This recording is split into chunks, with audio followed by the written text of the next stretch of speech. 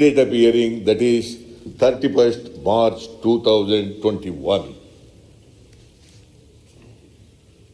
ಅಲ್ಲಿವರೆಗೆ ಕೊಟ್ಟಿದ್ದಾರೆ 31ರವರೆಗೆ temporary injunction ಕೊಟ್ಟು 67 ಚಾನೆಲ್ಗಳಿಗೆ ಮತ್ತೆ 68ನೇ ರಾಜಶೇಖರ್ ಮಲಾಲಿ ಅವರಿಗೆ ಯಾವುದನ್ನು ಕೂಡ ಪ್ರಸಾರ ಮಾಡಬಾರದು.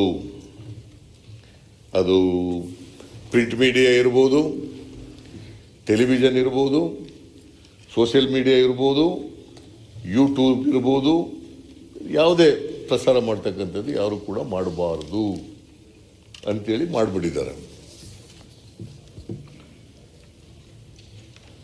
The freedom of expression is given under Article 19 of the Indian Penal Code.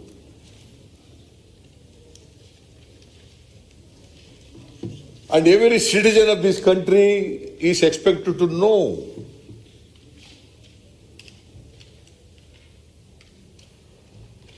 what their representatives are doing in the assembly and in the parliament or in the government. It is the right.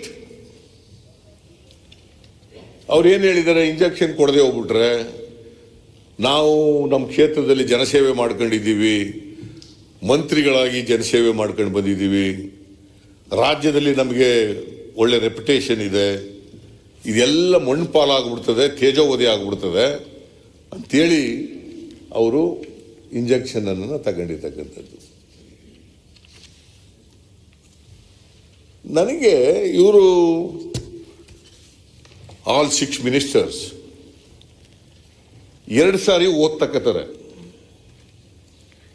S MLA ಓದ್ತಕ್ಕತ್ತಾರೆ, as minister ಓದ್ತಕ್ಕತ್ತಾರೆ. I will discharge my duties as a minister without fear and ಯಾವುದೇ ನಮಗೆ ಎಂತದು ಭಯ,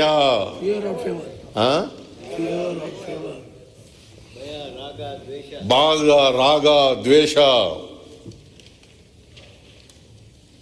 ಯಾವುದು ಇಲ್ದೇನೆ ಕೆಲಸ ಮಾಡ್ತೀನಿ ಅಂತ ಹೇಳ್ತಾರೆ.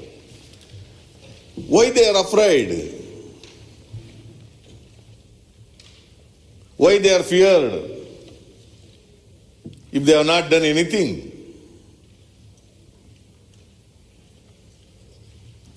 Why they have approached the court seeking the protection from the court?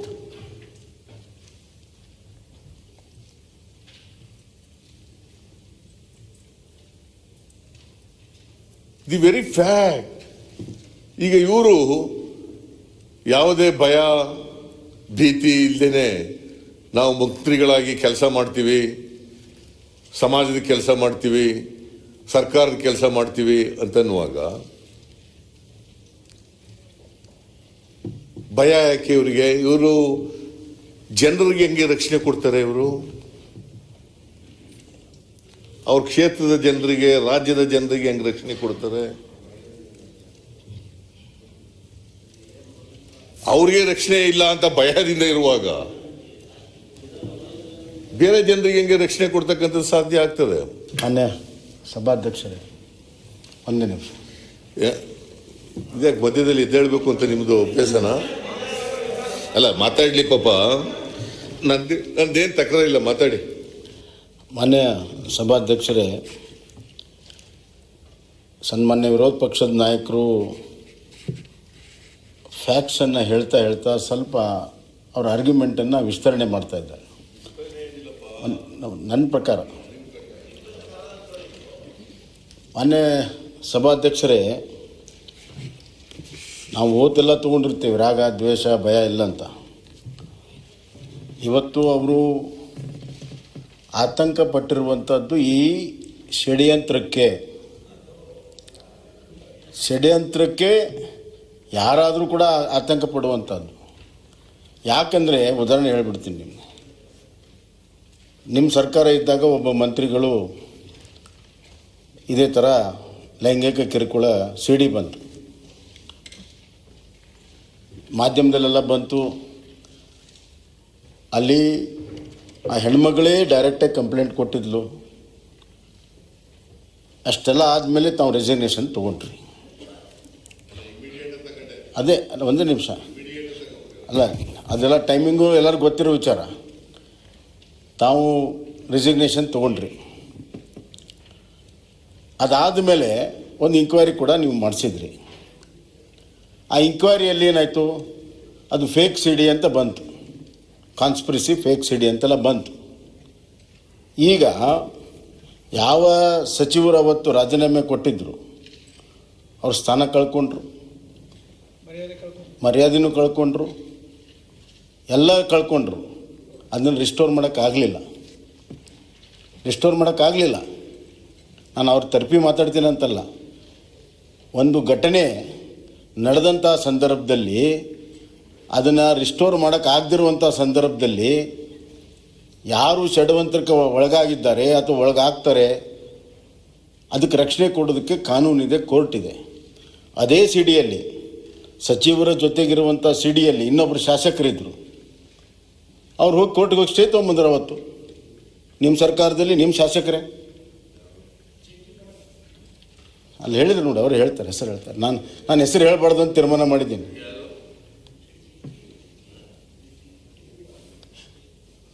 ಅವರೇ ಹೋಗಿ ಕೋರ್ಟಲ್ಲಿ ಸ್ಟೇ ತೊಗೊಂಬಂದರು.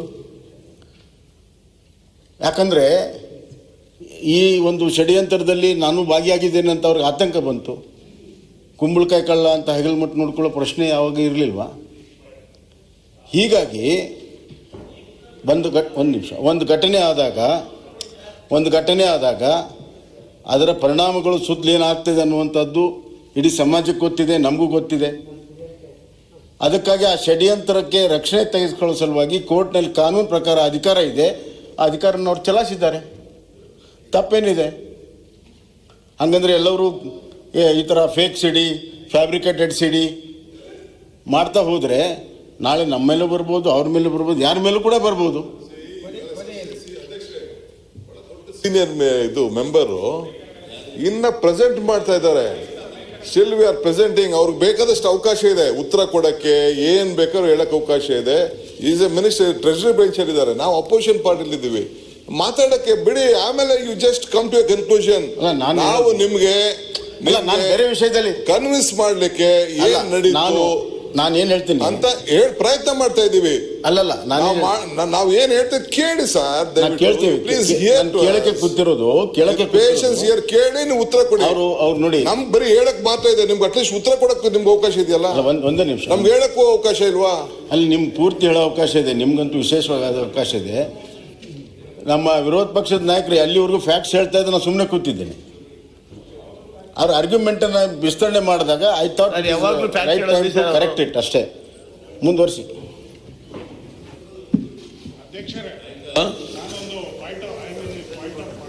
ಏನ್ ಪಾಯಿಂಟ್ ಆಫ್ ಆರ್ಡರ್ ರೀ?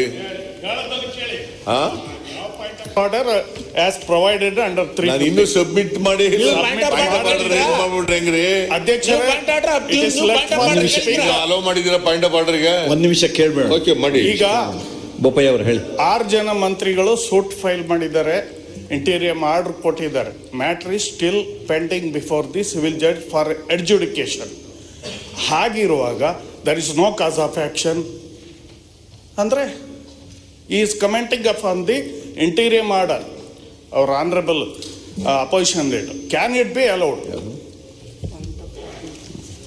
ಇದರ ಬಗ್ಗೆ ನೀವು ಡಿಸಿಷನ್ ಕೊಡಬೇಕು. ಇಲ್ಲ ಮನೆ ಅಧ್ಯಕ್ಷರೇ, ಕೂತ್ಕೊಳ್ಳಿ, ಯಾಕೆ ನಿಂತ್ಬಿಟ್ರೆ ಅಷ್ಟೇ. ಬೋಪಯ್ಯನವ್ರೆ, ಪಾಯಿಂಟ್ ಆಫ್ ಆರ್ಡರ್ ಓಕೆ, ನಿಂತ್ಕೋಬೇಡಿ ಅಂತ ಅಷ್ಟೇ.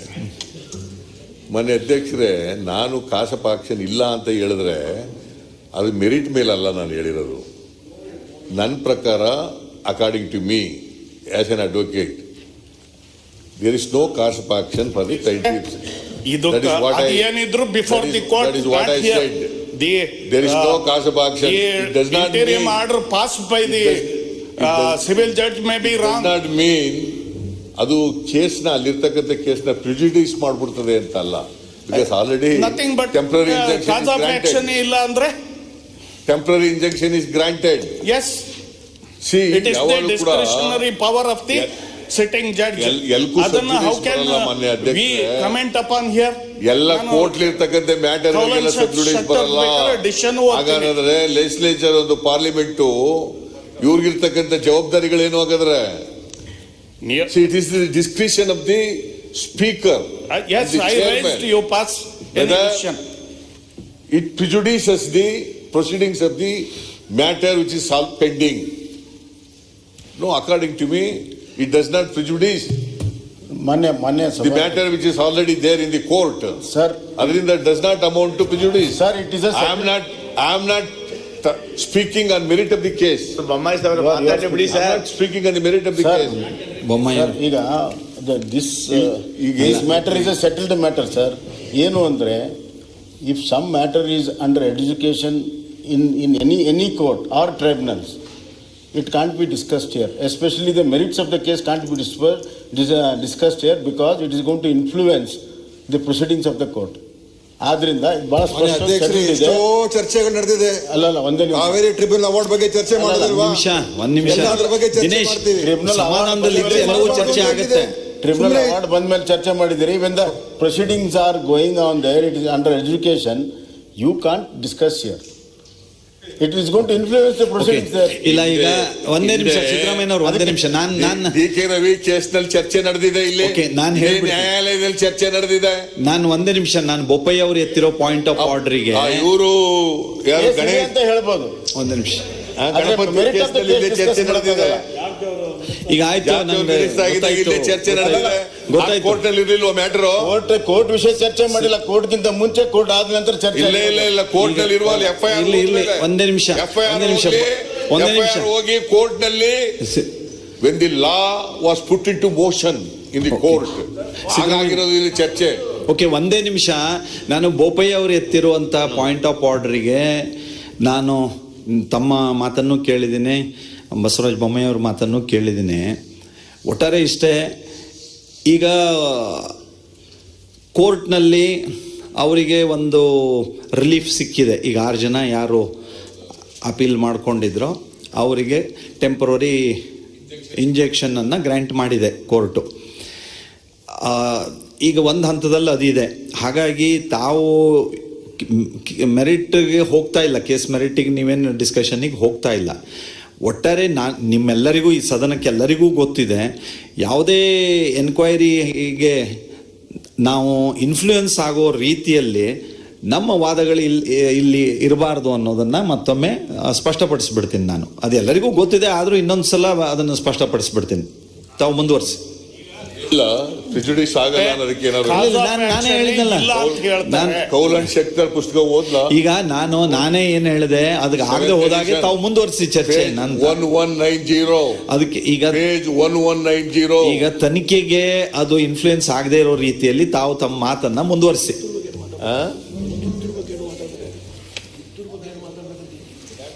ಅದರಿಂದ ಮಾನ್ಯ ಅಧ್ಯಕ್ಷರೇ, ನಾನು ಯಾಕೆ ಇದನ್ನು ಪ್ರಸ್ತಾಪ ಮಾಡಿದೆ ಅಂತಂದ್ರೆ, ಕರ್ನಾಟಕದ ಇತಿಹಾಸದಲ್ಲಿ ಈ ತರ ಮಂತ್ರಿಗಳು ಕೋರ್ಟ್ಗೆ ಹೋಗಿ ನಮಗೆ ಭಯ ಇದೆ, ಆತಂಕ ಇದೆ ಅಂತೇಳಿ ನಮ್ಮ ಮೇಲೆ ಸಿಡಿ ಬಿಡುಗಡೆ ಆಗ್ಬೋದು, ನಮ್ಮ ಕ್ಯಾರೆಕ್ಟರ್ ಅಸಾಸಿನೇಷನ್ ಆಗ್ಬೋದು, ನಮ್ಮ ತೇಜೋವಧೆ ಆಗ್ಬೋದು ಅಂತೇಳಿ ಕೋರ್ಟ್ಗೆ ಹೋಗಿ ಮಂತ್ರಿಗಳು ಸ್ವಾತಂತ್ರ್ಯ ಬಂದ ಮೇಲೆ ಕರ್ನಾಟಕದ ಇತಿಹಾಸದಲ್ಲಿ ಯಾವ ಮಂತ್ರಿನೂ ಕೂಡ ಹೋಗಿ ತಗೊಂಡಿಲ್ಲ. ನನ್ನ ಪ್ರಕಾರ 4 ಜನ ಮಂತ್ರಿಗಳು ರಾಜೀನಾಮೆ ಕೊಟ್ಟಿದ್ದಾರೆ. ಒಬ್ರು ಕಿತ್ತೂರ್ ಅಂತ, ಒಬ್ರು ಹಿಂದೆ, ಒಬ್ರು ಇವರು ಯಾರು ಮೇಟಿಯವರು, ಇನ್ನೊಬ್ರು ರಮೇಶ್ ಜಾರಕಿಹೊಳಿ. ಈಗ ಇವರು 6 ಜನ, 6 ಜನ ಮಂತ್ರಿಗಳು ಕೋರ್ಟ್ಗೆ ಹೋಗಿ ಪರ್ಮನೆಂಟ್ ಇಂಜೆಕ್ಷನ್ ಕೇಳಿ ಟೆಂಪ್ರರಿ ಇಂಜೆಕ್ಷನ್ ತಗೊಂಡು ಪ್ರೊಟೆಕ್ಷನ್ ಅಲ್ಲಿ ಇರ್ತಕ್ಕಂಥದ್ದು ಕರ್ನಾಟಕದ ಇತಿಹಾಸದಲ್ಲಿ ಇದೇ ಮೊದಲು. ಹಿಂದೆ ಯಾವ ಕಾಲದಲ್ಲೂ ಕೂಡ ಇದು ನಡೆದಿರಲಿಲ್ಲ. ಶಾಸಕರು ಬಹಳ ಜನ ನಿಮ್ಮ ಇವರು ತಗೊಂಡಿದ್ದಾರೆ, ರೋಣದವರು ತಗೊಂಡವ್ರೆ. ಅದು ಹೇಳೋದೇ ಇಲ್ಲ ನೀವು. ಇದೆ, ನಾನು ಅದೇ ಹೇಳ್ತಾ ಇರೋದು. ಶಾಸಕರು ಮಿನಿಸ್ಟ್ರು ನೋಡಿ ಓದ್ ತಗೊಳ್ಳೋದಿದೆಯಲ್ಲ, MLAಗೆ ನಾನು ಭಯದಿಂದ, ಪ್ರಿಜುಡಿಸ್ ಇಂದ ಅಥವಾ ರಾಗದ್ವೇಷಗಳಿಂದ ಮಾಡ್ತೀನಿ ಅಂತ ಓದ್ ತಗೊಳ್ಳಲ್ಲ. ಮಿನಿಸ್ಟ್ರು ತಗೋತಾರೆ. ಅಲ್ಲಲ್ಲ ಸರ್, ಈಗ ಮಿನಿಸ್ಟ್ರು ತಗೋತಾರೆ. ಅಲ್ಲಲ್ಲ ಈಗ ಓದ್ಲ ನಾನು ಓದ್ಲ ಸದಸ್ಯರಿಗೆ ಯಾವ ತರ ಓದ್ತಿದೆ, ಸದಸ್ಯರಿಗೆ ಯಾವ ಓದ್ತಿದೆ. ಅಲ್ಲ ಆಮೇಲೆ ಹೇಳ್ತಾರೆ 19 ಸಿಡಿಗಳಿರ್ಬಹುದು. ಇವ್ರಿಗೆ ಹೆಂಗ್ ಗೊತ್ತಾಯ್ತು? ಅವ್ರು ಹೇಳೋದಕ್ಕೆ ಗೊತ್ತಾಯ್ತು. ಯಾರೋ ಒಬ್ರು ಸ್ಟೇಟ್ಮೆಂಟ್ ಕೊಟ್ಟಿದ್ದಾರೆ. ಅದೇ ಇವ್ರು ಯಾಕೆ ತಗೊಳ್ಳಿಲ್ಲ? ಗೋಪಾಲ ಯಾಕೆ ತಗೊಳ್ಳಿಲ್ಲ? ಹೋಗಿ ಗೋಪಾಲ ಯಾಕೆ ತಗೊಳ್ಳಿಲ್ಲ? ಬಾಂಬೆಗೆ ಹೋಗಿದ್ದವರಲ್ಲ, ಮುಂಬೈಗೆ ಹೋಗಿ. ಅಲ್ಲಲ್ಲ ಅವ್ರು ಯಾಕೆ ಗೋಪಾಲ ಯಾಕೆ ತಗೊಳ್ಳಿಲ್ಲ? ಅವ್ರ ಹೆಸರು ಯಾಕೆ ಹೇಳ್ತೀರಿ? ಕೌನ್ಸಿಲ್ ಅಲ್ಲಿ ನಾಗರಾಜ ಯಾಕೆ ತಗೊಳ್ಳಿಲ್ಲ?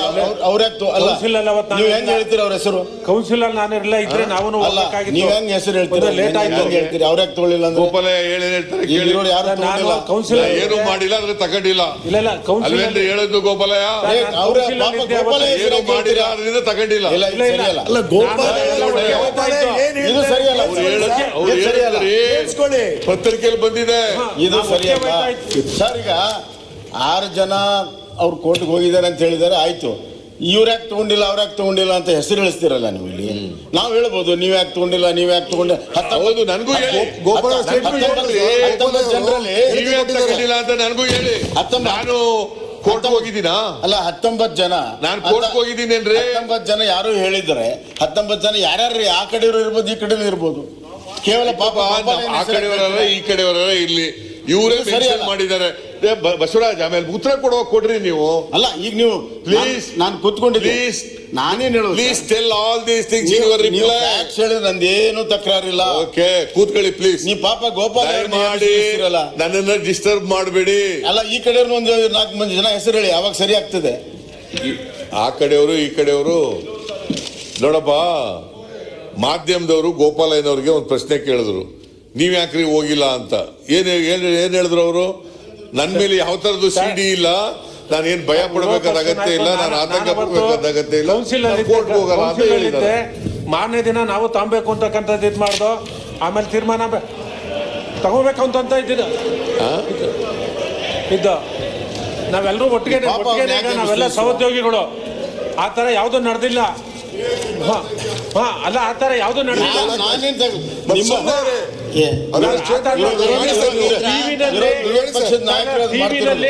ನಮ್ಮನ್ನು ಸೇರಿ ಪ್ರಚಾರ ಆಯ್ತದೆ ಅಂತಕ್ಕಂಥ ಭಯದಿಂದ ತಾಂಡಿರ್ತಕ್ಕಂಥದ್ದು. ಟಿವಿನಲ್ಲಿ ರಮೇಶ್ ಜಾರಕಿಹೊಳಿ ಅವ್ರ ಜೊತೆ ನಮ್ಮನ್ನು ಸೇರಿಸಿ ಇದ್ ಮಾಡ್ತಾರೆ, ನಾವೇನು ರಾಜೀನಾಮೆ ಕೊಟ್ಟೋಗಿದ್ದು ಅಂತ ಸಂದರ್ಭದಲ್ಲಿ ನಾವು ತಾಂಡಿರ್ತಕ್ಕಂಥದ್ದು. ಅವತ್ತು ನಾನು ಇಲ್ಲಿರ್ಲಿಲ್ಲ, ಕೌನ್ಸಿಲ್ ಅಲ್ಲಿ ಇದ್ದೆ. ಕೌನ್ಸಿಲ್ ಇಂದ ಮುಗಿಸ್ಕೊಂಡು ನಾನು ಜಿಂದಾಲ್ಗೆ ಹೋಯ್ತು. ಜಿಂದಾಲ್ಗೆ ಹೋದೆ. ಮಾರನೇ ದಿನ ಬರ್ತಕ್ಕಂಥ ತಗೊಂಡಿದ್ದು. ನಾವೆಲ್ಲ ಒಟ್ಟಿಗೆ ಇದ್ದೀವಿ. ನಾವೇನು 17 ಜನ ಇದ್ದೀವಿ, ನಾವೆಲ್ಲ ಒಟ್ಟಿಗೆ ಇದ್ದೀವಿ. ನಾನು ನೀವು ಒಟ್ಟಿಗೆ ಇರ್ಲಿಕ್ಕೆ, ಒಟ್ಟಿಗೆ ಮುಂದುವರಿಲಿಕ್ಕೆ, ಇನ್ನೊಂದು ಜನ್ಮದಲ್ಲೂ ಮುಂದುವರಿಲಿಕ್ಕೆ ಐ ಹ್ಯಾವ್ ನೋ ಅಬ್ಜೆಕ್ಷನ್. ಇನ್ನೊಂದು ಜನ್ಮ ಇದ್ರೆ, ನನ್ನ ಪ್ರಕಾರ ಜನ್ಮ ಇಲ್ಲ. ಬಸವಾದಿ ಶರಣರ ಪ್ರಕಾರ ಇನ್ನೊಂದು ಜನ್ಮ ಇಲ್ಲ.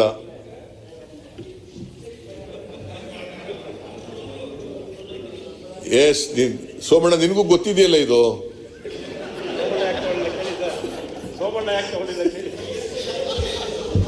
ಇಲ್ಲ, ಆದ್ರೆ ನಾವೆಲ್ಲ ಇನ್ನೊಂದು ಜನ್ಮ ಇದೆ ಅಂತ ಅಂದ್ಕೊಂಡವ್ರೆ ನಾವು. ನಾವೆಲ್ಲರೂ ಬಸವಾದಿ ಶರಣರು ಹೇಳ್ತಕ್ಕಂಥದ್ದು ನಂಬಿಕೆ ಇಟ್ಕೊಂಡಿರೋರು ನಾನು. ಬಸವಾದಿ ಶರಣರು ಹೇಳಿದ್ದಾರೆ, ಅಧ್ಯಕ್ಷರೇ, ನೋ ಸ್ವರ್ಗ ನೋ ನರಕ. ನಾವೇನ್ ಹೇಳ್ತೀವಿ? ಬಹಳ ಜನ ನಂಬ್ಕೊಂಡಿರೋದು ಏನ್ ಹೇಳ್ತಾರೆ? ಹಿಂದಿನ ಜನ್ಮದಲ್ಲಿ ಏನೋ ಪಾಪದ ಕೆಲಸ ಮಾಡ್ಬಿಟ್ಟಿದ್ರಪ್ಪ, ಅದಕ್ಕೆ ಮುಂದಿನ ಜನ್ಮದಲ್ಲಿ, ಈ ಜನ್ಮದಲ್ಲಿ ಅನುಭವಿಸ್ತಾ ಇದ್ದೀವಿ. ಹಿಂದಿನ ಜನ್ಮದಲ್ಲಿ ಮಾಡೋದಂತ ಪಾಪದ ಕೆಲಸಗಳಿಗೆ ಈ ಜನ್ಮದಲ್ಲಿ ಅನುಭವಿಸ್ತಾ ಇದ್ದೀವಿ. ಅದರಿಂದ ಸ್ವರ್ಗಕ್ಕೆ ಹೋಗಕ್ಕಾಗಲ್ಲ, ನರಕಕ್ಕೆ ಕೊಟ್ಟೋಗ್ಬಿಡ್ತಾರೆ ಅಂತ ಹೇಳ್ತಾರೆ. ನಾವು ಹಂಗಿಲ್ವಲ್ಲ. ನಾವು ನಂಬ್ಕೊಂಡಿರೋದು ಒಂದೇ ಜನ್ಮ. ಈಗ ನಾವು ಹುಟ್ಟದಿಂದ ಸಾಯೋವರೆಗೆ ಏನ್ ಮಾಡ್ತೀವಿ ಅದು.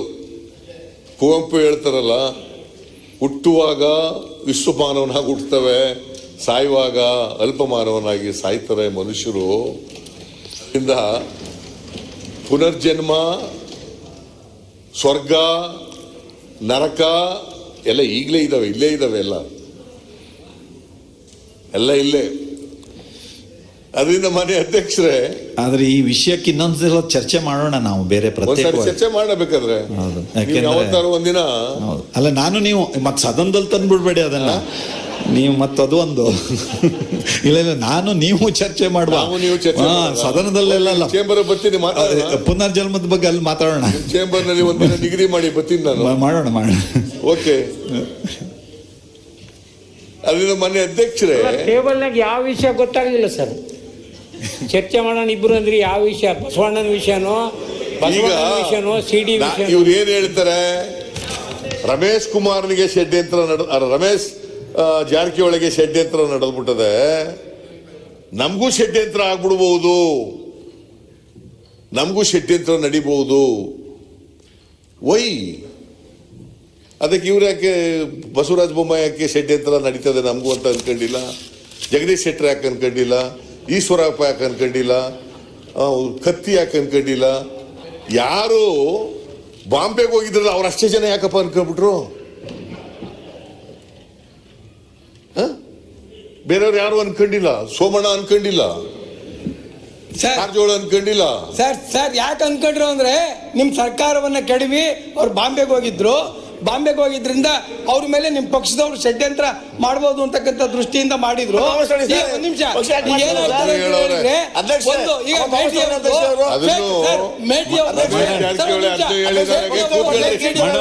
ಕೂತ್ಕೊಳ್ಳಿ. ರಮೇಶ್ ಜಾರಕಿಹೊಳಿ ಅವ್ರು ಏನ್ ಹೇಳಿದಾರೆ ಗೊತ್ತಾ, ಯೋಗೇಶ್ವರನಿಗೆ ಮಿನಿಸ್ಟರ್ ಮಾಡಬೇಕಾಗಿತ್ತು, ಪಾಪ ಈ ಸಮ್ಮಿಶ್ರ ಸರ್ಕಾರ ಬೀಳಿಸೋದ್ರಲ್ಲಿ 9 ಕೋಟಿ ರೂಪಾಯಿ ಕಳ್ಕೊಂಡ್ಬಿಟ್ಟಿದ್ದಾರೆ ಅಂತ, 9 ಕೋಟಿ ರೂಪಾಯಿ ಕಳ್ಕೊಂಡ್ಬಿಟ್ಟಿದ್ದಾರೆ ಅಂತೇಳಿ ರಮೇಶ್ ಜಾರಕಿಹೊಳಿ ಅವರು ಹೇಳಿದ್ದಾರೆ.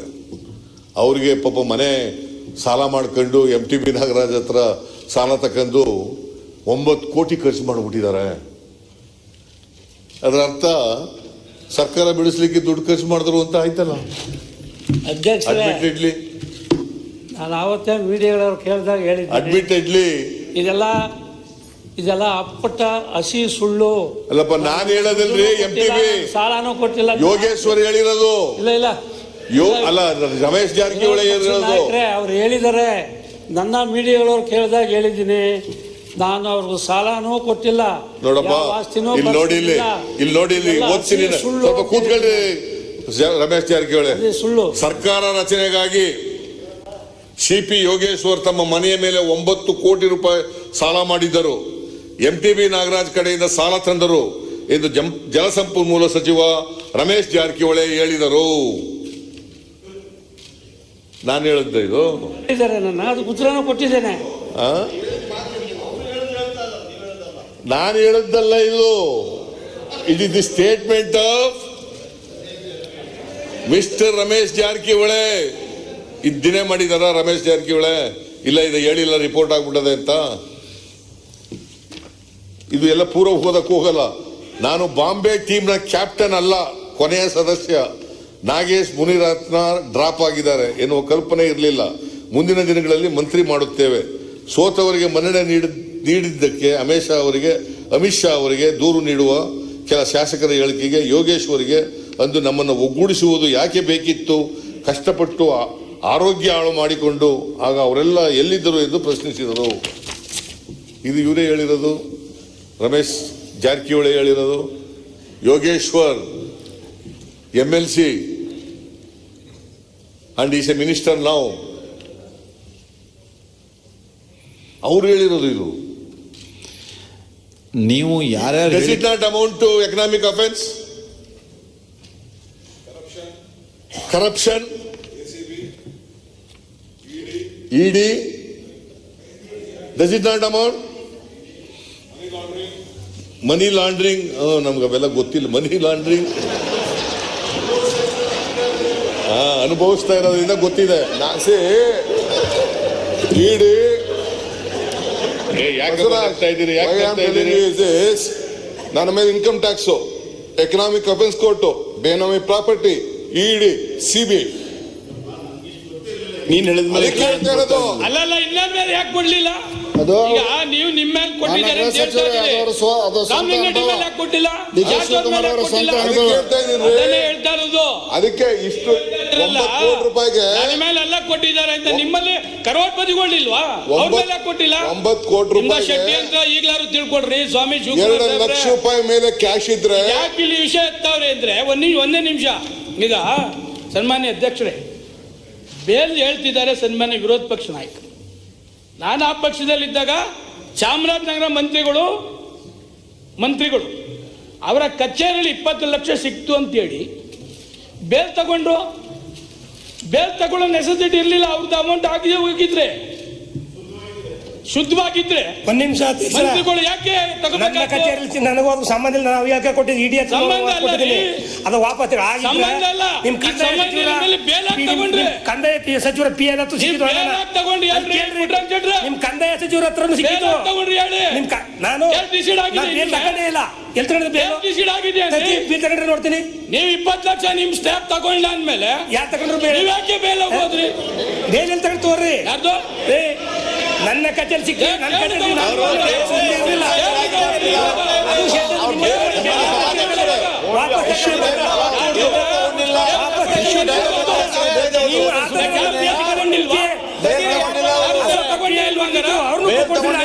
ನಿಮ್ಮಲ್ಲಿ ಯಾರು ಬೇಲ ತಗೊಂಡಿಲ್ವಾ?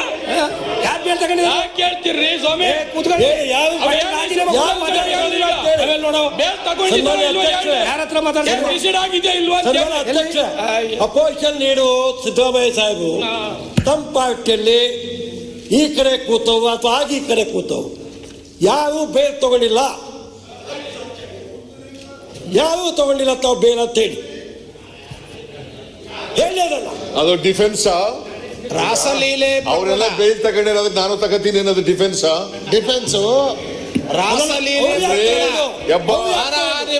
ಬೇರೆಯವರೆಲ್ಲ ಬೇಲ್ ತಗೊಂಡಿದ್ದಾರೆ, ಅದಕ್ಕೆ ನಾನು ಬೇಲ್ ತಗೊಳ್ಳಿಕ್ಕೆ ಐ ಆಮ್ ಎಲಿಜಿಬಲ್. ಅವ್ರು ಯಾಕೆ ತಗೊಂಡು ಅವ್ರು ತಗೊಂಡಿದ್ದೆ ಅವ್ರು ತಗೊಂಡಿದ್ದಾರೆ, ಅವರು ಕೋರ್ಟ್ ನಲ್ಲಿ ಎದುರಿಸ್ತಾ ಇದ್ದಾರೆ. ಯಾಕೆ ಹೋದ್ರಿ ಕೋರ್ಟ್ಗೆ? ನಿಮ್ಮ ಮೇಲೆ ಇನ್ಸಿಡೆಂಟ್ ಏನಾಗಿತ್ತು? ನಿಮ್ಗೆ ಯಾಕೆ ಭಯ? ಯಾಕೆ ಅಂದ್ರೆ ಯಾಕೆ ಮುಟ್ಟು ನೋಡ್ಕೊಂಡಿದ್ದೀರಿ? ನಿಮ್ಮ ಮೇಲೆ ಏನಾಗಿತ್ತು? ಓಕೆ, ಶೆಟ್ರಿ ಮೇಲೆ ಎಂಕ್ವೈರಿ ಆಯ್ತು. ಶೆಟ್ರಿ ಮೇಲೆ ಎಂಕ್ವೈರಿ ಮಾಡ್ತೀವಿ ಅಂದ್ರೆ ಅವ್ರು ಬೇಲ್ ತಗೊಂಡ್ರು.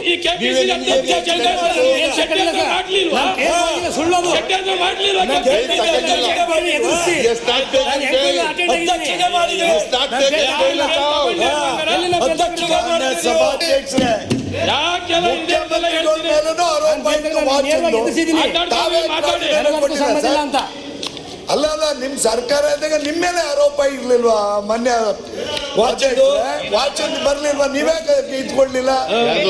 ನಿಮ್ಮೇನೂ ಆರೋಪ ಇತ್ತು.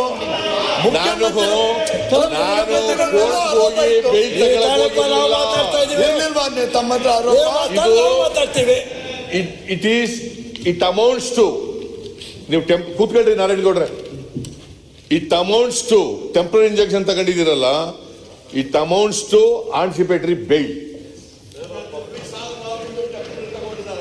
ಆ ಮೀಡಿಯಾದವ್ರು ಪಬ್ಲಿಷ್ ಮಾಡಬಾರ್ದು ಅಂತ ಬಿಟ್ಟು ಬಂದ್ರೆ ಮೀಡಿಯಾದಲ್ಲಿ ಪಬ್ಲಿಷ್ ಆಗಿದ್ರೆ ನಿಮ್ದೆಲ್ಲ ಮಾನ ಮರ್ಯಾದೆ ಸರಿ ಇದೆಯಾ? Is it not a fact? They have taken away the rights of the ಸನ್ಮಾನ್ಯ ಅಧ್ಯಕ್ಷ, media people. ಸನ್ಮಾನ್ಯ ಅಧ್ಯಕ್ಷ, It is supposed to be fourth pillar of the democracy. ಹಿಂದಿನ ಸಚಿವ ಸಂಪುಟದಲ್ಲಿ ಮೇಟಿ ಅವರು ಮಂತ್ರಿ ಇದ್ದು, ನಾವು ಆಗ ಶಾಸಕ ಇದ್ವಿ. ಮೇಟಿ ಅವರ ಮೇಲೆ ಒಂದು ಸಿಡಿ ಬಿಡುಗಡೆ ಆಯಿತು. ಎಲ್ಲಿ ಸಿಡಿ ಬಿಡುಗಡೆ ಆಯಿತು ಮೇಟಿ ಅವರ ಮೇಲೆ ಮಂತ್ರಿ ಇದ್ದಾಗ. ಮೇಟಿ ಅವರು ರಾಜೀನಾಮೆ ಕೊಟ್ಟು ಅಥವಾ ರಾಜೀನಾಮೆ ಮುಖ್ಯಮಂತ್ರಿ ತಗೊಂಡು, ಎರಡರಲ್ಲಿ ಯಾವುದಾಗಿ ಒಂದು ಇಲ್ಲಿ. ಸನ್ಮಾನ್ಯ ಮುಖ್ಯಮಂತ್ರಿ ಸಿದ್ದರಾಮಯ್ಯನವರು ಆ ಕಾಲಕ್ಕೆ ಒಂದು ಎನ್ಕ್ವೈರಿ ಕಮಿಟಿ ನೇಮಿಸಿದ್ದು. ಎನ್ಕ್ವೈರಿ ಕಮಿಟಿನೂ ಆಯಿತು. ಮೇಟಿ ಅವರು ನಿರ್ದೋಷಿ ಅಂತ ಆಯಿತು. ಮೇಟಿ ಅವರು ನಿರ್ದೋಷಿ ಅಂತ ಆಯಿತು ಅಂತೇಳಿ ಒಂದು ದಿವಸ ಟಿ ವಿಯಲ್ಲಿ ಸಣ್ಣಕ್ಕೆ ಬಂತು. ಮೇಟಿ ಅವ್ರ ಕುಟುಂಬಕ್ಕೆ, ಮೇಟಿ ಅವ್ರ ಪರಿಸ್ಥಿತಿಗೆ, ಮೇಟಿ ಅವ್ರ ಗೌರವಕ್ಕಾಗಿರ್ತಕ್ಕಂಥ ಧಕ್ಕೆ ಯಾರು ತುಂಬಿಕೊಟ್ಟು? ನಿರ್ದೋಷಿ ಅಂತ ಆಗಿರ್ತಕ್ಕಂಥದ್ದು ಇವೇ ಮಾಡಿದಂಥ ಕಮಿಟಿ ಸಚಿವ ಸಂಪುಟದ ವಜಾ ಮಾಡಿದೆ ಅಥವಾ ಬಿಟ್ಟೋದು ನಿರ್ದೋಷಿ ಅಂತ ಆಯ್ತು. ಅವ್ರಿಗೆ ಹೋದಂತ ಅಗೌರವಕ್ಕೆ ಯಾವ ಜವಾಬ್ದಾರು? ಮೀಡಿಯಾ ಜವಾಬ್ದಾರಿಯಾ? ಯಾವ ಜವಾಬ್ದಾರಿ? ಅಕಸ್ಮಾತ್ ಫೇಕ್ ಆಗುತ್ತೆ ಆಗ್ತಿದ್ದಿಲ್ಲ ಅಂತಂದ್ರೆ ಹಾಗಾದ್ರೆ ಹೇಗೆ ಫೇಕ್ ಅಂತ ಹೇಳಿ ನಿರ್ಣಯ ಆಯ್ತು ಅವತ್ತು ಎನ್ಕ್ವೈರಿ ಕಮಿಟಿ? ಫೇಕ್ ಆಗತ್ತೆ ಅಂತ ಆಯ್ತು ತಾನೇ? ಆ ಕಾರಣಕ್ಕಾಗಿ ಫೇಕ್ ಅಂತ ಡಿಸಿಷನ್ ಆಯ್ತು ಎನ್ಕ್ವೈರಿ ಕಮಿಟಿಯಲ್ಲಿ. ಇದೇ ರೀತಿ ನೆಕ್ಸ್ಟ್ ಮನಿ ಮಾಡ್ತಾ ಇದ್ದೇವೆ ಯಾರಿಗೆ ಗೊತ್ತು? ನಮ್ಮ ಭದ್ರತೆ, ನಮ್ಮ ರಕ್ಷಣೆ, ನಮ್ಮ ಗೌರವದ ರಕ್ಷಣೆ ನಾವು ಮಾಡ್ಕೊಂಡಿದ್ದೀವಿ. ನಮ್ಮ ಗೌರವ ಕಾಪಾಡ್ಕೊಂಡು ಮಾಡ್ಕೊಂಡಿದ್ದೀವಿ. ಮತ್ತೊಮ್ಮೆ ಹೇಳ್ತೀವಿ ಜಾರ್ಜ್ ಅವರೇ, ನನಗೆ ಗೊತ್ತಿದೆ, ನಾನು ಹೇಳಬೇಕಾಗಿದ್ದನ್ನು ಹೇಳ್ತೀನಿ. ಅದಕ್ಕೆ ಸಿದ್ದರಾಮಯ್ಯ ಸೋಮಶೇಖರ್ ಅವ್ರ ಮಾತನ್ನು ಹೇಳಿದ್ದು. ಇಷ್ಟೆಲ್ಲ ಡಿ ಕೆ ಶಿವಕುಮಾರ್ ಸಾಹೇಬ್ ಮೇಲೆ ಆಯ್ತು, ಇಷ್ಟೆಲ್ಲ ಎನ್ಕ್ವೈರಿ. ಅವೊಬ್ಬೇನ ದುಡ್ಡಿದ್ದವು ಎದುರುಗಡೆ ಕೂತವಲ್ಲಿ, ಮತ್ತೆ ಯಾವ ಇಲ್ವಾ? ಸಮಾಜಕ್ಕೆ ದೇಶಕ್ಕೆ ಗೊತ್ತಿಲ್ವಾ ಯಾವ್ಯಾವ ಕಡೆ ಇಟ್ಟಿದೆ ಅಂತೇಳಿ? ಅವೊಬ್ಬನೇ ಬಲಿಪಶು ಮಾಡಿದಲ್ವಾ? ಬಾಕಿಯೆಲ್ಲ ನೋಡ್ತಾ ಇತ್ತು ಅಲ್ವಾ? ಎಲ್ಲಾಯ್ತು ಈಗ ನ್ಯಾಯ? ಎಲ್ಲಾಯ್ತು? ಎಲ್ಲಾಯ್ತು ನ್ಯಾಯ? ಷಡ್ಯಂತ್ರ ಅದು, ಬಿಜೆಪಿ ಷಡ್ಯಂತ್ರ. ಇವರು ರಾಜ್ಯ ಸರ್ಕಾರ ಸಚಿವರಾಗಿದ್ದಾರೆ. ಇವರಿಗೆ ಏನಾದರೂ ಹತ್ರ ಆತಂಕ ಇದ್ದಿದ್ದಾರೆ, ಅವರಿಗೆ ಬ್ಲಾಕ್ ಮೇಲ್ ಇದ್ದಿದ್ದಾರೆ, ಮಿನಿಸ್ಟರ್ ಆಗ್ಬಿಟ್ಟು ಹೋಮ್ ಮಿನಿಸ್ಟರ್ ಹತ್ರ, ಚೀಫ್ ಮಿನಿಸ್ಟರ್ ಹತ್ರ ಹೇಳ್ಬಿಟ್ಟು ಅವ್ರು ಪೊಲೀಸಿಗೆ ಕಂಪ್ಲೇಂಟ್ ಮಾಡಬೇಕಾಗಿತ್ತು. ಸರ್ಕಾರದ ಮಂತ್ರಿಗಳಾಗಿದ್ಬಿಟ್ಟು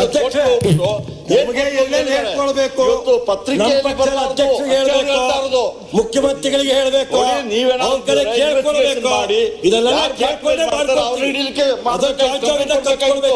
ಇವ್ರದ್ದು ಒಂದೇ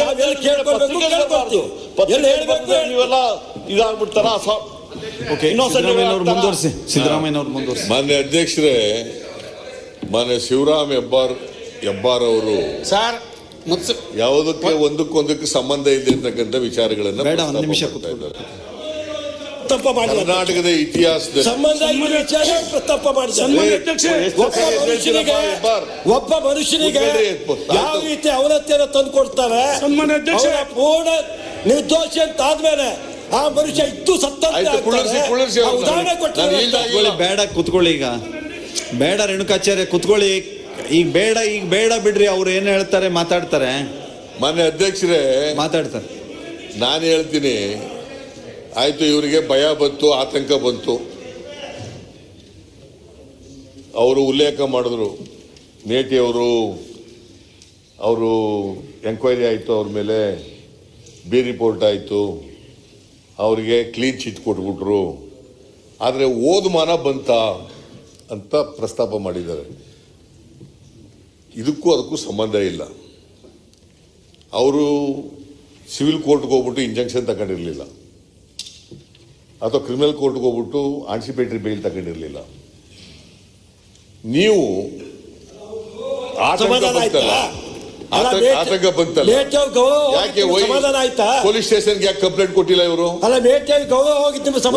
ಯಾಕೆ ತಿಳಿಸ್ಲಿಲ್ಲ? ಈ ತರ ಸಿಡಿ 19 ಸಿಡಿಗಳಿದಾವೆ, ಅವು ನಮ್ಮ ಮೇಲೆ ಬರಬಹುದು ಅಂತೇಳಿ ಅವ್ರ ಮೇಲೆ ಕ್ರಮ ತಗೊಳ್ಳಿ ಅಂತ ಯಾಕೆ ಹೇಳಲಿಲ್ಲ? ಪೊಲೀಸ್ ಸ್ಟೇಷನ್ಗೆ ಯಾಕೆ ಹೇಳಲಿಲ್ಲ? ಪೊಲೀಸ್ ಸ್ಟೇಷನ್ಗೆ ಯಾಕೆ ಕಂಪ್ಲೇಂಟ್ ಕೊಡಲಿಲ್ಲ? ಇವ್ರ ಆಲ್ ಮಿನಿಸ್ಟರ್ಸ್. ಇಡೀ ರಾಜ್ಯ ನೋಡ್ತಾ ಇದೆ ನಮ್ಮನ್ನ, ಇಡೀ ರಾಜ್ಯ ನಿಮ್ಮನ್ನು ನೋಡ್ತಾ ಇದೆ. ಇವತ್ತು ಕರ್ನಾಟಕದ ಮಾನ ಮರ್ಯಾದೆ ಎಲ್ಲ ಹರಾಜಾಗಿದೆ. ಯಾಕೆ ಹೇಳಿಲ್ಲ? What prevented them? Who prevented them? Police ಒಂದು ಕಂಪ್ಲೇಂಟ್ ಕೊಡ್ಬೋದಾಗಿತ್ತಲ್ಲ. ಹೋಮ್ ಮಿನಿಸ್ಟರ್ ನಿಮ್ಮವರೇ ಇದ್ದಾರಲ್ಲ. ನಿಮಗೆ ಯಾಕೆ ಚಿಂತೆ? ನಮಗೆ ಏನ್ ಕೊಡಬೇಕು ಅಂತಿದ್ರೆ ನಾವು ಕೊಟ್ಟಿದ್ದೇವೆ. ಕಾನೂನಲ್ಲಿ ಅವಕಾಶ ಇದು you are not just Hebbar, you are the minister of the state. ನಾನು ಬಹಳ ಮಂದಿ ಮಿನಿಸ್ಟರ್ ಕೊಟ್ಟಿದ್ದು ನೋಡಿದ್ದೇನೆ. You are responsible to the house, you are responsible to the people of this state. You can't just say ನಾವ್ ಇಷ್ಟ ಬಂದ ಮಾಡ್ತೀವಿ ಅಂತ ಹೇಳಕ್ಕಾಗಲ್ಲ. ನಮ್ಮ ಮನಸ್ಸು ಬಂದಾಗ ಏನು ನಮ್ಗೇನು ತೋಚಿತ್ತ ಅದು ಮಾಡ್ತೀವಿ ಅಂತ ಹೇಳಕ್ಕಾಗಲ್ಲ. ಮಾನ್ಯ ಸಭಾಧ್ಯಕ್ಷ, you got a very right. ಮಾನ್ಯ ಸಭಾಧ್ಯಕ್ಷರೇ, ಈಗ ಬಸವರಾಜ್ ಅಲ್ಲ ಅವ್ ಯಾವ ಮಿನಿಸ್ಟರು ಕೂಡ ತನಿಖೆ ಮಾಡಬೇಡಿ ಅಂತ ಏನು ಹೇಳಿಲ್ಲ. ತನಿಖೆಯಲ್ಲಿ ಎಲ್ಲವೂ ಕೂಡ ಹೊರಗಡೆ ಬರ್ತದೆ. ತನಿಖೆ ಮಾಡಬೇಡಿ ಅಂತ ಎಲ್ಲೂ ಹೇಳಿಲ್ಲ. ಆದರೆ ಮಾಧ್ಯಮಗಳಿಗೆ ನಿಲ್ಲಿಸೋದಕ್ಕೆ ಅದೇ ಒಂದು ದಾರಿ. ಪೊಲೀಸ್ ಸ್ಟೇಷನ್ ಕೊಟ್ಟರೆ ಮಾಧ್ಯಮದಲ್ಲಿ ಬರೋದಲ್ವಾ? ಹೀಗಾಗಿ ಮಾಧ್ಯಮದಲ್ಲಿ ಪ್ರಕಟಣೆ ನಿಲ್ಲಿಸಿ ಅಂತ ಅನ್ನೋ ಷಡ್ಯಂತ್ರ ಇರೋರ ಮೇಲೆ ಕ್ರಮ ತಗೋಬೇಕ ಬೇಡವೇನ್ರಿ? ನಾವು ತೋಳ್ತಾ ಇದ್ದೇವಲ್ಲ. ಷಡ್ಯಂತ್ರ ಅಂತ ನೀವೇ ಹೇಳ್ತಿರಲ್ಲ. ಅದಕ್ಕೆ ಷಡ್ಯಂತ್ರ, ಅದಕ್ಕೆ ಕ್ರಮ ಯಾರ್ದು ಷಡ್ಯಂತ್ರ? ಯಾರ್ದು ಷಡ್ಯಂತ್ರ? ಯಾರ ಮೇಲೆ ಷಡ್ಯಂತ್ರ? ಅದೇ ಅದು ಖಂಡಿತವಾಗಿ ಗೊತ್ತಾಗಬೇಕಲ್ಲ. ತನಿಖೆ ಅದೇ ಮಾಡ್ತಿರೋದು. ತನಿಖೆ ಸಂಪೂರ್ಣವಾಗಿ ಅದೇ ಬರ್ತಾ ಇರೋದು. ಆಯ್ತು ಮಾನ್ಯ ಅಧ್ಯಕ್ಷರೇ, ಅವ್ರ ರಕ್ಷಣೆಗೆ ನನ್ನ ಪ್ರಕಾರ ಅವ್ರ ರಕ್ಷಣೆಗೆ ಅವ್ರು ಹೋದ್ರು. ರಕ್ಷಣೆಗೆ ಹೋಗಿದ್ದು ಕೋರ್ಟ್ ಅವರು ಪ್ರೊಡ್ಯೂಸ್ ಮಾಡಬೇಡಿ ಅಂತ, ಯಾರು ಅವರು ನೀವೇನು ತೋರಿಸ್ಬೇಡಿ ಅಂತ. ಬಟ್ ಷಡ್ಯಂತ್ರ ಇದೆ, ಯಾರೋ ಮಿಸ್ಯೂಸ್ ಮಾಡಿದ್ದಾರೆ ಅಂತ. Whether they have filed a complaint before you, whether they have by the police station for further investigation. ತಗೊಳ್ಳಿ ಒಂದು ಕಂಪ್ಲೇಂಟ್. ಈಗೂನು ನಾವು ಈಗ ಬಾಂಬೆಲ್ ಆಯ್ತಾ, ಬೆಂಗಳೂರಲ್ಲಿ ಆಯ್ತಾ, ಸದಾಶಿವನಗರದಲ್ಲಿ ಆಯ್ತಾ, ಇದ್ರಲ್ಲಿ ಆಯ್ತಾ ಅಂತ ನೋಡೋಣ ಫಸ್ಟ್. ಅಲ್ಲ, ask them to file a complaint before the police station. That is the question. Court ಹೋಗಿರೋದು ಇಷ್ಟೇ.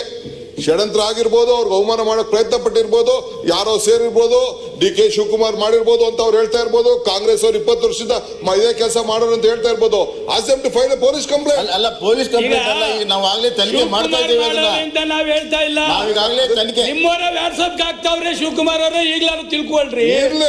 ನಾವು ನಿಮ್ ಮಾಡೋರು ಹೇಳ್ತಾ ಇಲ್ಲ. ಸೋಮಶೇಖರ್ ನಿಮ್ಮವರ ನಿಮ್ ಫೋಟೋ ಹಾಕಿ ಸೋಮಶೇಖರ್ ನಿಮ್ಮನ್ನ ಅಲಾಜ್ ಮಾಡ್ತಾವ್ರೆ. ನಾವ್ ಯಾವತ್ತೂ ಮಾಡ್ಲಿಲ್ಲ. ಸೋಮಶೇಖರ್ ವಾಟ್ಸಪ್ ಅಲ್ಲಿ ಬರ್ತಾ ಇರೋದು ನಮ್ ಫೋಟೋ ಅಲ್ಲ. ಈಗಾಗಲೇ ಅದ್ರ ಬಗ್ಗೆ ಏನ್ ತನಿಖೆ ಮಾಡ್ತಾ ಇದ್ದೇವೆ. ಶಿವಕುಮಾರ್ ಅವರೇ, ಸೋಮಶೇಖರ್ ನಾವೇ ನಿಲ್ಸಿಲ್ಲಲ್ಲ. ಅಲ್ಲಿರೋರು ಬಿಜೆಪಿದಲ್ಲ ಇರಪ್ಪ.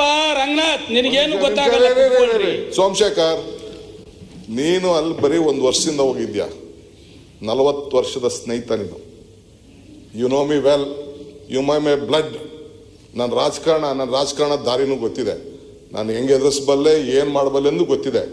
ನಾನು ವೆರಿ ಸಿಂಪಲ್ ಇಲ್ಲಿ ಪ್ರಶ್ನೆ ಕೇಳ್ತಾ ಇರೋದಷ್ಟೇ. ನಿಮ್ ಗೌರವ ಕಾಪಾಡ್ಕೊಳ್ಳಿ, ಕೋರ್ಟ್ಗೆ ಹೋಗಿದ್ದೀರಿ. ನೀವೇನು ಹೇಳಿದ್ದೀರಾ? ಅವ್ರು ಏನು ಹೇಳ್ತಾ ಇದ್ದಾರೆ ಅಂದ್ರೆ, ಒಂದು ಷಡ್ಯಂತ್ರ ನಡೆದಿದೆ ನಮ್ಮ ಮೇಲೆ, ನಮ್ಗೆ ಅವಮಾನ ಆಗ್ತಾ ಇದೆ, ಇಂಥದ್ದು 19 ಆಗಿದೆ. ನೀವು ಕೋರ್ಟ್ಗೆ ಹೋಗಿ ಅವ್ರ ಮೇಲೆ ನೀವು ಕೇಳಿದ್ದೀರಾ, ಯಾರೋ ಮಾಧ್ಯಮದವರು ಇದನ್ನ ಪ್ರಕಟಣೆ ಮಾಡಬಾರ್ದು ಅಂತ. ಎಸ್, ಇದನ್ನ ಯಾರೋ ಮಾಡಿದ್ದಾರೆ, ಷಡ್ಯಂತ್ರ ಮಾಡಿದ್ದಾರೆ, ಯಾರೋ ಹಿಂಗೆ ಸಿಡಿಗಳು ಮಾಡಿಸಿದ್ದಾರೆ ಅಂತ. Why did you not go to the police station or the police or the government or the chief minister, file a complaint? That is what the honorable leader of the opposition is asking. ಅದಕ್ಕೆ ನೀವು ಉತ್ತರ ಕೊಡಬೇಡಿ. ಬೇಡ, ಈಗ ಅವಶ್ಯಕತೆ ಇಲ್ಲ. ಸುಮ್ಮನೆ ಮೇಲೆ ಹಾಕೋತೀರಾ? ನಿಮ್ ಸ್ಟೇಟ್ಮೆಂಟ್ ಮತ್ತೊಂದು ಸ್ಟೇಟ್ಮೆಂಟ್ ಅವರು ಏನೀಗ ಮೇಲೆ ಹಾಕೋದು ಅವಶ್ಯಕತೆ. This is basic common sense. ಅಲ್ಲ, ಏನಿದೆ ಬ್ರಹ್ಮವಿದ್ಯೆ ಅಲ್ಲ. ನಿಮ್ ರಕ್ಷಣೆ ನೀವೇನ್ ಹೇಳಿದೀರಾ? 19 ಇದೆ, ಷಡ್ಯಂತ್ರ ಮಾಡಿದ್ದಾರೆ, ನಮ್ಮ ಮಾನ ಮರ್ಯಾದೆ ಇದ್ದಾರೆ. ಬಾಂಬೆಲ್ ಆಯ್ತೋ, ಡೆಲ್ಲಿಲಿ ಆಯ್ತೋ, ಬೆಂಗಳೂರಲ್ಲಿ ಆಯ್ತೋ, ಸದಾಶಿವನಗರದಲ್ಲಿ ಆಯ್ತೋ ಅಂತ ತನಿಖೆ ಆಗ್ಬೇಕು ತಾನೆ ಸ್ವಾಮಿ? Ask them to file a complaint. ಅಲ್ಲ, ಒಂದೇ ನಿಮಿಷ. ಈಗಾಗಲೇ ಯಾರು 19 CD ಇದೆ ಅಂತ ಸ್ಟೇಟ್ಮೆಂಟ್ ಕೊಟ್ಟ ಅಲ್ಲ, ಅವ್ರದ್ದಾಯ್ತು. ಒಂದು ನಿಮಿಷ. ಅವ್ರ ಮೂಲ ಅಫಿಡೇಟ್ ಎಲ್ಲಿಂದ ಬಂತು ಅಂದರೆ, ಒಬ್ಬರು ಸ್ಟೇಟ್ಮೆಂಟ್ ಕೊಟ್ಟರು 19 CDಗಳಿದೆ ಅಂತ. ಅದನ್ನು ಅವರು ಅಫಿಡೇಟಲ್ಲಿ ಹಾಕ್ಕೊಂಡಿದ್ದಾರೆ. ಈ 19 ಯಾರು ಅವನು ಸ್ಟೇಟ್ಮೆಂಟ್ ಕೊಟ್ಟ, ಅವನಿಗೆ ನೋಟಿಸ್ ಕೊಟ್ಟು ಬರೋಕ್ಕೆ ಹೇಳಿದರೆ ಇವತ್ತುವರೆಗೂ ಕೂಡ ಬರೋಕ್ತಾ ಇರಲಿಲ್ಲ. Is not ready. ಅದ್ರ ಬಗ್ಗೆ ಒಂದು ನಿಮಿಷ. ನಾವೇನು ಹೇಳಿ ಒಂದು ನಿಮಿಷ ಲೆಟ್ ಮಿ ಅದರ ಅರ್ಥ ಏನು ಅಂದರೆ, ನಾವು ಕೇವಲ 1 CD ಬಗ್ಗೆ ನಾವು ತನಿಖೆ ಮಾಡ್ತಾ ಇಲ್ಲ. ಈ 19 ಸ್ಟೇಟ್ಮೆಂಟ್ ಮೇಲೂ ಕೂಡ ತನಿಖೆ ನಡೆಸಿದ್ದೇವೆ. ಅಲ್ಲ, ಅವರು ನನಗೆ ಅರ್ಜಿ ಕೊಟ್ಟಿದ್ದಾರೋ, ಪೊಲೀಸ್ ಸ್ಟೇಷನ್ ಅರ್ಜಿ ಕೊಟ್ಟರೆ ಪ್ರಶ್ನೆ ಇಲ್ಲ. ಯಾರು 19 ಸ್ಟೇಟ್ಮೆಂಟ್ ಕೊಟ್ಟಿದ್ದಾರೆ ಅವ್ರ ಮೇಲೂ ತನಿಖೆ ನಡೆಸ್ತಾ ಇದ್ದೇವೆ. 19 CD ಬಗ್ಗೆನೂ ತನಿಖೆ ನಡೆಸ್ತೇವೆ. ಅದ್ರ ಬಗ್ಗೆನೂ ತನಿಖೆ ನಡೆಸ್ತಾ ಇದ್ದೇವೆ. ತನಿಖೆ ನಿಂತಿಲ್ಲ. ನಿಷ್ಪಕ್ಷಪಾತವಾಗಿ ಎಲ್ಲ ಮಂತ್ರಿಗಳು ತನಿಖೆ ಮಾಡ್ತಾ ಇದ್ದೇವೆ. ವಿರೋಧನೂ ಇಲ್ಲ. ನಮ್ಮ ಸರ್ಕಾರ ಯಾರ ಪರವಾಗಿನೂ ಇಲ್ಲ, ಯಾರ ವಿರುದ್ಧ ಸತ್ಯದ ಪರವಾಗಿದ್ದೇವೆ. ಸತ್ಯ ಹೊರಗೆ ಬರ್ಬೇಕಷ್ಟೇ. SIT ಕೊಟ್ಟ ರೆಫರೆನ್ಸ್ ಅಲ್ಲಿ ಈ ಮಂತ್ರಿಗಳ ಮೇಲೆ ಕೇವಲ ಮೊದಲನೇ ಕಂಪ್ಲೇಂಟು ಅಥವಾ ರಮೇಶ್ ಜಾರಕಿಹೊಳಿ ಒಂದೇ ಕಂಪ್ಲೇಂಟ್ ಮೇಲೆ ನಾವು ಮಾಡ್ತಾ ಇಲ್ಲ. ಹಲವಾರು ಕಂಪ್ಲೇಂಟ್ಗಳು ಬೇರೆ ಸಂಘ ಸಂಸ್ಥೆಗಳಿಂದ ಕೂಡ ಬಂದಿದ್ದಾವೆ. ಅವೆಲ್ಲ ಕಂಪ್ಲೇಂಟ್ ಮೇಲೂ ಕೂಡ ತನಿಖೆ ನಡೀತಾ ಇದೆ. ಅದರಲ್ಲಿ 19 CD ಅಂತ ಯಾರು ಹೇಳಿದ್ದಾರೆ ಅವ್ರನ್ನೂ ಕರೆಸಿ ಮಾತನಾಡಿ ಆ 19 CD ಬಗ್ಗೆನೂ ಕೂಡ ನಾವು ತನಿಖೆ ಮಾಡ್ತಾ ಇದ್ದೇವೆ. ಆದ್ರಿಂದ 19 CD ಬಗ್ಗೆ ತನಿಖೆ ಇಲ್ಲ, 1 CD ಬಗ್ಗೆ ಅಂತಲ್ಲ, ಯಾರ್ಯಾರು ಏನೇನು ಕಂಪ್ಲೇಂಟ್ ಕೊಟ್ಟಿದ್ದಾರೆ ಎಲ್ಲದ್ರ ಬಗ್ಗೆ ತನಿಖೆ ಮಾಡ್ತೇವೆ. ಯಾರ ಪರಾನೂ ಇಲ್ಲ, ಯಾರ ವಿರೋಧ ಕೂಡ ಇಲ್ಲ. ನಾವು ಇದರಲ್ಲಿ ಸತ್ಯಾಂಶ ಏನಿದೆ ಅದು ಹೊರಗಡೆ ಬರಬೇಕು. ಮಾನ್ಯ ಸಭಾಧ್ಯಕ್ಷರು, ಇದರಲ್ಲಿ 2 ಭಾಗ ಇದೆ. ಒಂದು ಮೊರಾಲಿಟಿ, ಇನ್ನೊಂದು ಕ್ರಿಮಿನಾಲಿಟಿ. ಮೊರಾಲಿಟಿ ಬಗ್ಗೆ ಈಗಾಗಲೇ ರಮೇಶ್ ಜಾರಕಿಹೊಳಿ ಅವರು ರಾಜೀನಾಮೆ ಕೊಟ್ಟಿದ್ದಾರೆ. ಅದು ಮುಂದೆ ಏನಾಗಬೇಕು ಅದಾಗ್ತದೆ. ಆದರೆ ಇಲ್ಲಿ ಕ್ರಿಮಿನಾಲಿಟಿ ಬಗ್ಗೆ ತನಿಖೆ ಮಾಡುವಂಥದ್ದು ನಮ್ಮ ಇಲಾಖೆಯವರು ಮಾಡ್ತಾ ಇದ್ದಾರೆ, ನಿಷ್ಪಕ್ಷಪಾತವಾಗಿ ಮಾಡ್ತಾ ಇದ್ದಾರೆ. ಅಂತ ಹೇಳಿದ್ರು, ಇಲ್ಲ ನಾವು SITಗೆ 6 ಜನ ಮಂತ್ರಿಗಳದ್ದು ಸಮೇತ ತನಿಖೆ ಮಾಡ್ಲಿಕ್ಕೆ ಹೇಳಿದ್ರು. ಅಲ್ಲ ಮತ್ತೆ ಹೇಳಿದ್ದೇನೆ ನಾನು ಮಾತಾಡಲಿಲ್ಲ, ನಾನು ಬಾಯಿಲ್ ಹಾಕಕ್ ಹೋಗ್ಬೇಡಿ. 19 ಜನರು ಅವ್ರದ್ದು ಹೆಸರು ಇಲ್ಲ ಅಲ್ಲಲ್ಲ, ಅವ್ರ ಹೆಸರು ಹೇಳಿದಾರೆ 19 ಜನ ಅಂತ. 19 ಜನ ಏನೊಂದು ಸ್ಟೇಟ್ಮೆಂಟ್ ಕೊಟ್ಟರು ಮಲಾಲಿ ಅನ್ನೋರ್ದು, ಅವ್ರಿಗೂ ಕೂಡ ನೋಟಿಸ್ ಕೊಟ್ಟಿದ್ದೇವೆ, ಅದ್ರ ಬಗ್ಗೆ ಕೂಡ ತನಿಖೆ ಮಾಡ್ತಾ ಇದ್ದೇವೆ ಅಂತ ಹೇಳಿದ್ದೀನಿ. ನಾನು ಒಂದು ಕೇಳ್ತೀನಿ ಪ್ರಶ್ನೆ ಅಂತ. ನಾನು ಈ 6 ಜನರ ಬಗ್ಗೆ ಮಾತಾಡಿಲ್ಲ. 6 ಜನ ಕಂಪ್ಲೇಂಟ್ ಕೊಟ್ಟಿಲ್ಲ ಅಂತಾನೆ ನಾನು ಹೇಳ್ತಾ ಇರೋದು. ನಾನು ಹೇಳ್ತಾ ಇರೋದು ಈಗ ನೀವು SITಗೆ ಏನು ಇದು ಮಾಡಿದ ಇನ್ವೆಸ್ಟಿಗೇಷನ್ಗೆ ಯಾವ ರೆಫರೆನ್ಸ್ ಕೊಟ್ಟಿದ್ದೀರಾ ದಯವಿಟ್ಟು ಅದನ್ನ ಹಾಕಿ. ಅದ್ರಲ್ಲಿ ಗೊತ್ತಾಗ್ತದೆ ನೀವೇನು ಇನ್ವೆಸ್ಟಿಗೇಷನ್ಗೆ ಇದು ಮಾಡಿದ್ರ. ನಾವೇನು ಇದು ನೋಡಿ, ಇದು ಹಾಕಿದ್ರ ನಿಮ್ಮ ಇದರಲ್ಲಿ ದಿನಾಂಕ 9/3/2021 ಮಾಜಿ ಮಂತ್ರಿಗಳ ರಮೇಶ್ ಜಾರಕಿಹೊಳಿ ಅವರು, ನೀವು ಬಸವರಾಜ ಬೊಮ್ಮಾಯಿ ಅವರದ್ದು ಇದು ನನಗೆ ಪತ್ರ ಬರೆದು ಅವರ ವಿರುದ್ಧ ಕಬ್ಬನ್ ಪಾರ್ಕ್ ಪೊಲೀಸ್ ಠಾಣೆಯಲ್ಲಿ ಒಂದು ಅರ್ಜಿ ನೀಡಿದ್ದು, ಅದರಲ್ಲಿ ಅವರ ವಿರುದ್ಧ ರಾಜಕೀಯ ತೇಜೋವಧೆ ಹಾಗೂ ಮಾನಹಾನಿ ಮಾಡುವ ಉದ್ದೇಶವಿದ್ದು, ಇದರಲ್ಲಿ ಹಲವಾರು ಜನ ಸೇರಿ ಷಡ್ಯಂತ್ರ ರೂಪಿಸುವಂತೆ ಸ್ಪಷ್ಟವಾಗಿ ತಿಳಿಸಿರ್ತಾರೆ. ಈ ಹಿನ್ನೆಲೆಯಲ್ಲಿ ಈ ಷಡ್ಯಂತ್ರವನ್ನು ರೂಪಿಸಿರುವ ಕಾರಣ ಹಾಗೂ ಇದರ ಹಿಂದಿರುವ ವ್ಯಕ್ತಿಗಳ ಬಗ್ಗೆ ಕೂಲಂಕುಷವಾಗಿ ವಿಚಾರಣೆ ಮಾಡಲು ಒಂದು ವಿಶೇಷ ತನಿಖಾ ತಂಡವನ್ನು ರಚನೆ ಮಾಡಲು ಹಾಗೂ ಅದರ ನೇತೃತ್ವವನ್ನು ಸೌಮೇಂದ್ರ ಮುಖರ್ಜಿ ADGP ಅವರಿಗೆ ವಹಿಸುವುದು ಮತ್ತು ಈ ಬಗ್ಗೆ ಸಂಪೂರ್ಣ ವರದಿಯನ್ನು ಮುಂದಿನ ಕ್ರಮಕ್ಕಾಗಿ ನೀಡುವಂತೆ ಕೇಳಿದೆ. ನಮ್ಮ ಪ್ರಶ್ನೆ ಇಷ್ಟೇ, ನಾವೇನು ಅವರ 6 ಮಂತ್ರಿಗಳು ತಪ್ಪು ಮಾಡಿದಿಂದ ಹೇಳಲಿಲ್ಲ, ನಾವೇನಾದ್ರು ಹೇಳಿದ್ವಿ, ಅವ್ರ ಹೆಸರು ಹೇಳಿದೀವಾ? ಅವರಾಗಿ ಇವತ್ತು ಕೋರ್ಟಿಗೆ ಹೋಗಿದ್ದಾರೆ. ಒಂದು ನಿಮಿಷ ಕೇಳ್ಕೊಳ್ಳಿ, ತಾಳ್ಮೆ ಇರಲಿ ಸ್ವಲ್ಪ. ನೋಡಿ, ನಾನು ಗೃಹ ಮಂತ್ರಿ ಆಗಿದ್ರೆ 1 ನಿಮಿಷ ನೀವು ಇದ್ರಾಗ ನಿಮಗೆ ಸಹಾಯ ಮಾಡ್ಲಿಕ್ಕೆ ಹೇಳ್ತಾ ಇದ್ದೀನಿ. ನನ್ಗೇನು ಸಹಾಯ ಬೇಕಾಗಿಲ್ಲ, ಬೇಡದಿದ್ರೆ ಸ್ವಲ್ಪ ಕೇಳ್ಕೊಳ್ಳಿ. ನಿಮ್ ಸಹಾಯ ಅಲ್ಲಲ್ಲ, ನಿಮಗೆ ಸಹಾಯ ಬೇಕಾಗಿಲ್ಲ. ನಿಮ್ಮ ಇಷ್ಟ ಪ್ರಕಾರ ನೀವು ಇವತ್ತು SIT ಮಾಡಿ ನಿಮಗೆ ನಿಮ್ಮ ಇಷ್ಟ ಪ್ರಕಾರ ತನಿಖೆ ಮಾಡ್ಲಿಕ್ಕೆ ಹೊರಟಿದ್ದಾರೆ. ನಿಮಗೆ ಯಾಕೆ ಸಹಾಯ? ನಾವು ಹೇಳ್ತಾ ಇರೋದು ನ್ಯಾಯ ಇದಾಗಿ ಒಂದು ತನಿಖೆ ಆಗಬೇಕು. ನಾವು ಹೇಳಿಲ್ಲ, ಅವರು ವಿರುದ್ಧವಾಗಿ ಕೋರ್ಟಿಗೆ ಹೋಗಿದ್ದಾರೆ. ಅವರು ಕೋರ್ಟಿಗೆ ಹೋಗಿ ಏನು ಹೇಳಿದ್ದಾರೆ, ನಮ್ಮನ್ನು ಬ್ಲಾಕ್ ಮೇಲ್ ಮಾಡ್ತಾ ಇದ್ದಾರೆ, ನಮ್ಮ ಹೆಸರು ಮಾಡ್ತಾ. ಅದು ಯಾರು ಬ್ಲಾಕ್ ಮೇಲ್ ಮಾಡ್ತಾ ಅವರ ವಿರುದ್ಧಾಗಿ ಹೇಳಲಿಲ್ಲ. ಪಾಪ ಮೀಡಿಯಾದವರು ಇದ್ದಾರೆ, ಅವ್ರ ವಿರುದ್ಧಾಗಿ ಹೋಗಿ ಹೇಳಿದ್ದಾರೆ. ಅಂದ್ರೆ ಮೀಡಿಯಾದಲ್ಲಿ ಇವತ್ತು ಪಬ್ಲಿಷ್ ಆಗ್ತಿದ್ರೆ ಇವರೆಲ್ಲ ಪಾಪ ಇನ್ನೋಸೆಂಟ್ ಒಂದು ಆಗ್ತದ. ಅಧ್ಯಕ್ಷ, ನೀವೇನ್ ಹೇಳಿದ್ರು ಅದಕ್ಕೆ? ಸಿದ್ದರಾಮಯ್ಯನವರು ಅಲ್ರಿ, ಒಂದೇ ನಿಮಿಷ ನೀವು ಮಾತಾಡಿ ಸರ್. ಅವರು ಮಾತಾಡಿ ಸರ್. ಒಂದೇ ನಿಮಿಷ ಸರ್. ಇಲ್ಲ, ನೀವು ಮಾತಾಡಿ ಸರ್. ನೀವೆಲ್ಲ ಹಿರಿಯವರಿದ್ದೀರಿ. ಯಾವುದೇ ಒಂದು ವಿಷಯ ವಿಚಾರಣೆ ಹಂತದಲ್ಲಿರುವಾಗ ವಿಷಯನ ಬಿಟ್ಟು ತಾವು ಮಾತಾಡಿ ಸರ್. ನಿಲ್ಲಿಸಬೇಕು. ಆಮೇಲೆ ಉತ್ತರ ಕೊಡುವಾಗ ಕೊಡ್ಲಿ, ಉತ್ತರ ಕೊಡುವಾಗ ಅವ್ರು ಕೊಡ್ಲಿ. ವಾದ ಪ್ರತಿವಾದ ಎಷ್ಟು ಬಿಗಿ ಮಿಂತದ್ದು. ಅವರು ಕೂಡ ನೋಟಿಸ್ ಕೊಟ್ಟಿದ್ದೇವೆ, ಅದು ಕೂಡ ತನಿಖೆ ಆಗ್ತಾ ಇದೆ ಅನ್ನೋದನ್ನ ಮಾತ್ರ ಅಷ್ಟೇ ಹೇಳಿದ್ದೇನೆ. ನಿಮ್ಮನ್ನು ಕರಿತೀವಿ. ನಿಮ್ಮನ್ನು ಇಲ್ಲವಾದ್ರೆ ವಿಷಯ ಮುಕ್ತಾಯ ಆಗೋದಿಲ್ಲ, ಇವತ್ತು ಚರ್ಚೆ ಆಗೋದಿಲ್ಲ. ನೀವು ಮಾತಾಡಿ ಸರ್. ಮಾನ್ಯ ಅಧ್ಯಕ್ಷರೇ, ನಿಮ್ಗೆ ಅವಕಾಶ ಕೊಡ್ತೀವಿ, ಕರೆದ ಮಾತನಾಡಿ ಪ್ಲೀಸ್. ಈಗ ಬಸವರಾಜ ಬೊಮ್ಮಾಯಿ ಅವರು ಕೂಡ ಹೇಳಿದ್ದಾರೆ, ಅವ್ರ ಹೆಸರು ಹೇಳಿದ್ರೆ ಎದ್ದು ಬಿಡ್ತಾರೆ. ನನಗೆ ಅದೇ ಬಂದಿರೋ ತಾಪತ್ರಯ. ಅವ್ರ ಹೆಸರು ಹೇಳಲ್ಲ ನಾನು. ಹೋಮ್ ಮಿನಿಸ್ಟ್ರು ಹೇಳಿದ್ದಾರೆ, ಷಡ್ಯಂತ್ರ ನಡೆದಿದೆ, ಆ ಷಡ್ಯಂತ್ರ ಇದೆ ಅಂತಕ್ಕಂಥ ಕಾರಣಕ್ಕೋಸ್ಕರವಾಗಿ ನಮಗೆ ಆತಂಕ ಬಂದಿದೆ, ಅದಕ್ಕೋಸ್ಕರವಾಗಿ ನಾವು ಕೋರ್ಟ್ಗೆ ಹೋಗಿದ್ದೀವಿ, ಇಂಜೆಕ್ಷನ್ ತಗೊಂಡಿದ್ದೀವಿ ಅಂತ ಹೇಳಿದ್ದಾರೆ. ಯಾಕಂತಂದ್ರೆ ಒಂದ್ಸಾರಿ ಮಾನ ಹೊರಟೋದ ಮೇಲೆ ವಾಪಸ್ ಬರೋದಿಲ್ಲ. ಆ ಮಾನ ಹೋಗೋದಕ್ಕಿಂತ ಮುಂಚಿತವಾಗಿ ಇಂಜೆಕ್ಷನ್ ತಗೊಬೋಣ ಅಂತೇಳಿ ತಗೊಂಡಿದ್ದೀವಿ ಅಂತ ಹೇಳ್ತಾ ಇದ್ದಾರೆ. ನಾನೇನು ಹೇಳ್ತೀನಿ ಅಂದರೆ, ನೀವು ಆಸ್ ಮಿನಿಸ್ಟರ್ಸ್ 6 ಜನರು ಕೂಡ they are not just MLAs or MLCs are ordinary citizens of the state country. They are ministers. They are occupying very important post, responsible post. They are answerable to the people. They are answerable to the house. ಅವರು police ಸ್ಟೇಷನ್ಗೆ ಒಂದು complaint ಕೊಡ್ಬೋದಿದೆ, ಇಂತಿಂಥವ್ರು ಷಡ್ಯಂತ್ರ ಮಾಡ್ತಾ ಇದ್ದಾರೆ 19 ಜನದಲ್ಲಿ, ಆಯ್ತು injection ತಗೊಬಂದ್ಬಿಟ್ರು, ತಗೊಳ್ಳಿ, ನಂದೇನು ತಕರಾರಿಲ್ಲ, ಕೋರ್ಟ್ನವ್ರು ಕೊಟ್ಟಿದ್ದಾರೆ, ತಗೊಳ್ಳಿ. ನಾನು ಯಾಕೆ ಕೊಟ್ಟರು ಅಂತ ಪ್ರಶ್ನೆ ಮಾಡಕ್ಕೆ ಹೋಗಲ್ಲ. ಕೊಟ್ಟಾಗಿದೆ, ಯಾಕೆ ಪೊಲೀಸ್ ಸ್ಟೇಷನ್ ಕೊಡ್ಲಿಲ್ಲ, ಇವರು ಕಂಪ್ಲೇಂಟ್ ಕೊಡ್ಲಿಲ್ಲ? That is one thing.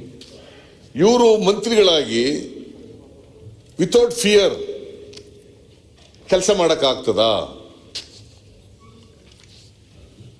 ಇವರು ಇಂಜೆಕ್ಷನ್ ತಗೊಂಡಿರೋರು ನಮ್ಮ ಮೇಲೆ ಷಡ್ಯಂತ್ರ ನಡೆಸಿದ್ದಾರೆ, ಅದಕ್ಕೋಸ್ಕರವಾಗಿ ನಾವು ಕೋರ್ಟ್ಗೆ ಹೋಗಿದ್ದೀವಿ ಅಂತ ಹೇಳೋರು. ಇದು ಸಿಡಿ ಎಲ್ಲಾಗಿದೆ, ಏನ್ ಕಥೆನೋ ಗೊತ್ತಿಲ್ಲ, ಆಗಿದೆಯೋ ಇಲ್ಲೋ ಗೊತ್ತಿಲ್ಲ, ಸಿಡಿ ಇದೆಯೋ ಇಲ್ಲೋ ಗೊತ್ತಿಲ್ಲ. ನಾವ್ಯಾರು ಕೂಡ ಅವ್ರ ಮೇಲೆ ಸಿಡಿ ಇದೆ ಅಂತ ಹೇಳ್ತಾ ಇಲ್ಲ.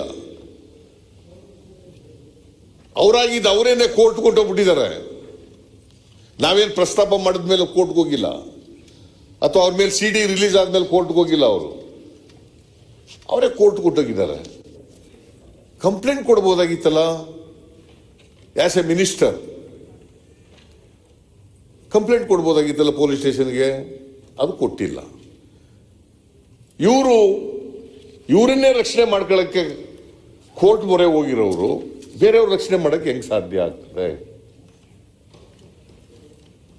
ಅದಕ್ಕೋಸ್ಕರ ಐ ಡಿಮ್ಯಾಂಡ್, ಇವರು ಆ ಉನ್ನತ ಸ್ಥಾನ, ಮಂತ್ರಿ ಸ್ಥಾನದಲ್ಲಿ ಇರಲಿಕ್ಕೆ ಇವರು ಯೋಗ್ಯರಲ್ಲ ಅಂತಕ್ಕಂಥದ್ದು ನನ್ನ ಅಭಿಪ್ರಾಯ.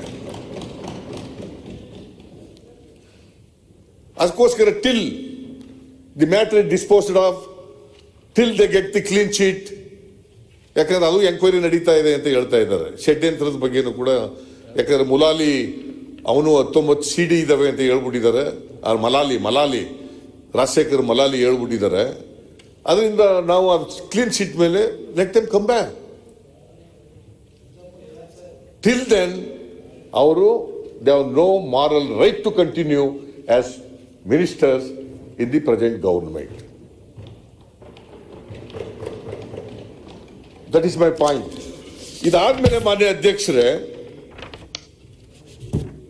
ದಿನೇಶ್ ಕಲ್ಲಳ್ಳಿ 7ನೇ ತಾರೀಕು, ಮಾರ್ಚ್ 7ನೇ ತಾರೀಕು ವಿಡ್ರಾ ಮಾಡಕ್ ಹೋಗಿದ್ದಾರೆ. ರಮೇಶ್ ಜಾರಕಿಹೊಳಿ ಅವ್ರ ಮೇಲೆ ಕೊಟ್ಟಿದ್ದಂತ ಕಂಪ್ಲೇಂಟ್ ಅನ್ನ ವಿಡ್ರಾ ಮಾಡ್ಕೊಳಕ್ ಹೋಗಿದ್ದಾರೆ. ಪೊಲೀಸ್ನವ್ರು ಒಪ್ಪಿಲ್ಲ ಅಂತ ಅವರೇ ಸ್ಟೇಟ್ಮೆಂಟ್ ಕೊಟ್ಟಿದ್ದಾರೆ ಜಾರಕಿಹೊಳಿ. ಇದು this on 7th. Ramesh Jarkiholi ಅವರು ನನ್ನ ಮೇಲೆ ಷಡ್ಯಂತ್ರ ನಡೆದಿದೆ ಅಂತೇಳಿ 2ನೇ ತಾರೀಕು ಸಿಡಿ ರಿಲೀಸ್ ಆಯಿತು. 9ನೇ ತಾರೀಕಿನವ್ರಿಗೆ ಅವರು ಏನು ಒಂದು ಕಂಪ್ಲೇಂಟ್ ಕೂಡ ಕೊಟ್ಟಿಲ್ಲ. 9ನೇ ತಾರೀಕು ಒಂದು ಲೆಟರ್ ಬರೆದಿದ್ದಾರೆ ಇವರಿಗೆ. 9ನೇ ತಾರೀಕು Ramesh Jarkiwale writes a letter to the Home Minister alleging that he is a victim of conspiracy and the video CD is fake and concocted. ಅಂತ 9th ಮಾರ್ಚ್ನಲ್ಲಿ ಲೆಟರ್ ಬರೆದಿದ್ದಾರೆ. On the basis of that letter, ಇದು home minister ಬರೆದಿರೋದು. Home minister ಈಗಾಗಲೇ George ಓದಿದ್ರು ಆ ಪತ್ರನ. ಒಂದು ನೋಟನ್ನ ಕಳಿಸ್ಕೊಡ್ತಾರೆ, ಇಲ್ಲಿದೆ ಬಿಡಪ್ಪ. ಒಂದು ನೋಟನ್ನ ಕಳಿಸ್ಕೊಡ್ತಾರೆ. ಏನಂತ? ದಿನಾಂಕ 9/3/2021 ಮಾಜಿ ಮಂತ್ರಿಗಳಾದಂಥ ಶ್ರೀ ರಮೇಶ್ ಜಾರಕಿಹೊಳಿ ಅವರು ನನಗೆ ಪತ್ರ ಬರೆದು ಅವರ ವಿರುದ್ಧ ದಿನಾಂಕ 2/3/2021 ನಗರದ ಕಬ್ಬನ್ ಪಾರ್ಕ್ ಪೊಲೀಸ್ ಠಾಣೆಯಲ್ಲಿ ಒಂದು ಅರ್ಜಿ ನೀಡಿದ್ದು, ಅದರಲ್ಲಿ ಅವರ ವಿರುದ್ಧ ರಾಜಕೀಯ ತೇಜೋವಧೆ ಹಾಗೂ ಮಾನಹಾನಿ ಮಾಡುವ ಉದ್ದೇಶವಿದ್ದು, ಇದರಲ್ಲಿ ಹಲವಾರು ಜನ ಸೇರಿ ಷಡ್ಯಂತ್ರ ರೂಪಿಸಿರುವಂಥದ್ದು ಬಹಳ ಸ್ಪಷ್ಟವಾಗಿರುತ್ತದೆ ಎಂದು ತಿಳಿಸಿರುತ್ತಾರೆ. It is not a complaint, it's a letter. ಈ ಹಿನ್ನೆಲೆಯಲ್ಲಿ ಈ ಷಡ್ಯಂತ್ರವನ್ನು ರೂಪಿಸಿರುವ ಇದರ ಹಿಂದಿರುವ ವ್ಯಕ್ತಿಗಳ ಬಗ್ಗೆ ಕೂಲಂಕುಷವಾಗಿ ವಿಚಾರಣೆಯನ್ನು ಮಾಡಲು ಒಂದು ವಿಶೇಷ ತನಿಖಾ ತಂಡವನ್ನು ರಚನೆ ಮಾಡಲು ಹಾಗೂ ಅದರ ನೇತೃತ್ವವನ್ನು ಶ್ರೀ ಸೌಮೇಂದು ಮುಖರ್ಜಿ ADGP ಇವರಿಗೆ ವಹಿಸುವುದು ಮತ್ತು ಈ ಬಗ್ಗೆ ಸಂಪೂರ್ಣ ವರದಿಯನ್ನು ಮುಂದಿನ ಕ್ರಮಕ್ಕಾಗಿ ಸರ್ಕಾರಕ್ಕೆ ನೀಡುವಂತೆ ಸೂಚಿಸಿದೆ. ಇದು ಪೊಲೀಸ್ ಕಮಿಷನ್ಗೆ ಬರೆದಿರ್ತಕ್ಕಂಥ ಪತ್ರ. ಯಾರು ಬರೆದಿರೋದು? ಅಲ್ಲಿವರೆಗೆ Ramesh Jarkiholi from 2nd to 9th ಏನು ಪತ್ರ ಬರೆದಿಲ್ಲ, except he gone to the press and made the statement, media made the statement, ಇದನ್ನು ಬರೆದಿದ್ದಾರೆ. Has lodged any complaint nor has gone to the police station. ಈ ಪತ್ರದ ಮೇಲೆ ಇವರು ಒಂದು ನೋಟ್ ಕಳಿಸಿ ಇದನ್ನು ಮಾಡಿ ಅಂತ ಹೇಳಿದ್ದಾರೆ, SIT ಮಾಡಿ ಅಂತ ಹೇಳಿದ್ದಾರೆ, special investigation team. What is the reference, terms of reference? This is the terms of reference according to you. Is there any other terms of reference? If there is any other terms of reference, please place it on the floor of the house.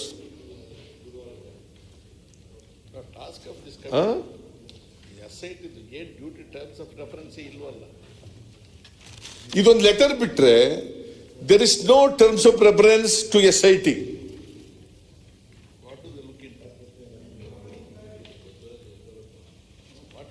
So this is the position. ಇದಾದ್ಮೇಲೆ ಮಾನ್ಯ ಅಧ್ಯಕ್ಷರೇ,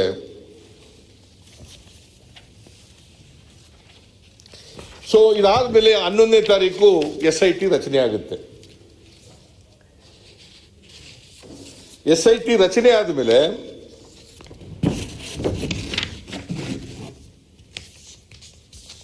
ಅದು 3/3/2021 ಅವತ್ತು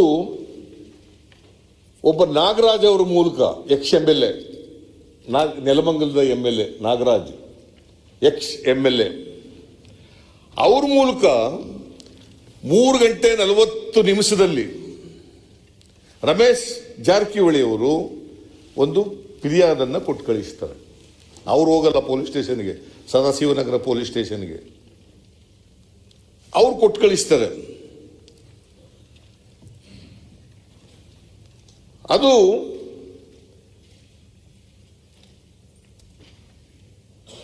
ಯಾವ section ಕೆಳಗಡೆ ಇದೆ ಅಂತಂದ್ರೆ section 34, section 120B, section 385, section 465, section 469 of IPC. All are bailable offenses.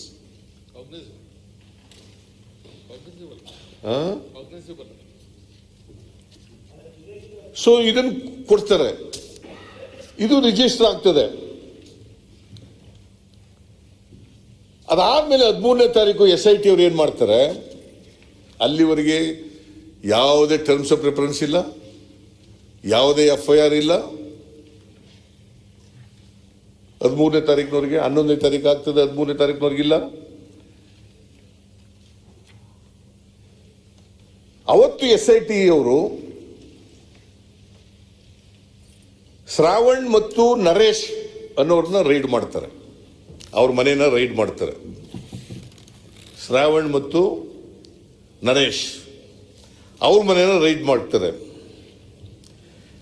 ಆಮೇಲೆ 13ನೇ ತಾರೀಕೆ, ಇದು ಬಹಳ ಮುಖ್ಯ ಮಾನ್ಯ ಅಧ್ಯಕ್ಷರೇ, 13/3/2021 the lady who is the victim, ಯಾರು ಇದರಲ್ಲಿ ವಿಕ್ಟಿಮ್ ಆಗಿದ್ರು, ಆ ವಿಕ್ಟಿಮು ಒಂದು ವಿಡಿಯೋ ರೆಕಾರ್ಡ್ ಮಾಡಿ ಬಿಡುಗಡೆ ಮಾಡ್ತಾರೆ ಸೋಷಿಯಲ್ ಮೀಡಿಯಾದಲ್ಲಿ. ಅವ್ರು ಏನ್ ಹೇಳ್ತಾರೆ ಅಂತಂದ್ರೆ, ನನ್ನ ಜೀವ ಕಷ್ಟದಲ್ಲಿದೆ. My life is in danger. My life is in danger. ನನಗೆ ರಕ್ಷಣೆ ಬೇಕು.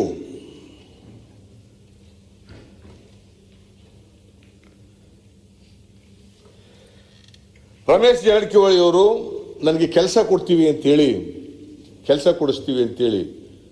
ನನ್ನನ್ನು ಲೈಂಗಿಕವಾಗಿ ದುರುಪಯೋಗ ಮಾಡ್ಕೊಂಡಿದ್ದಾರೆ.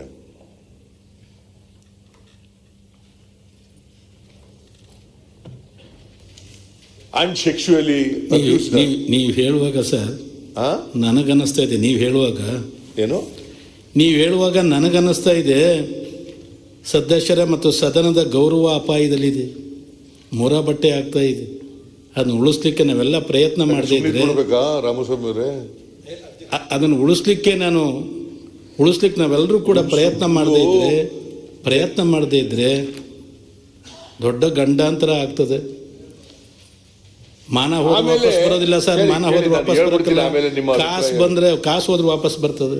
ನೋಡಿ ಏನಾಗಿದೆ ಅಂತಂದ್ರೆ, because is already public domain ಅಲ್ಲಿ ಇದ್ಬಿಟ್ಟಿದಾವೆ ಈಗಾಗಲೇ. Even if you keep quiet, it is already in the public domain. Let us keep quiet ಅಂತ ಅಂದ್ಕೊಳ್ಳೋಣ, assuming for the argument side, but it's already in the public domain.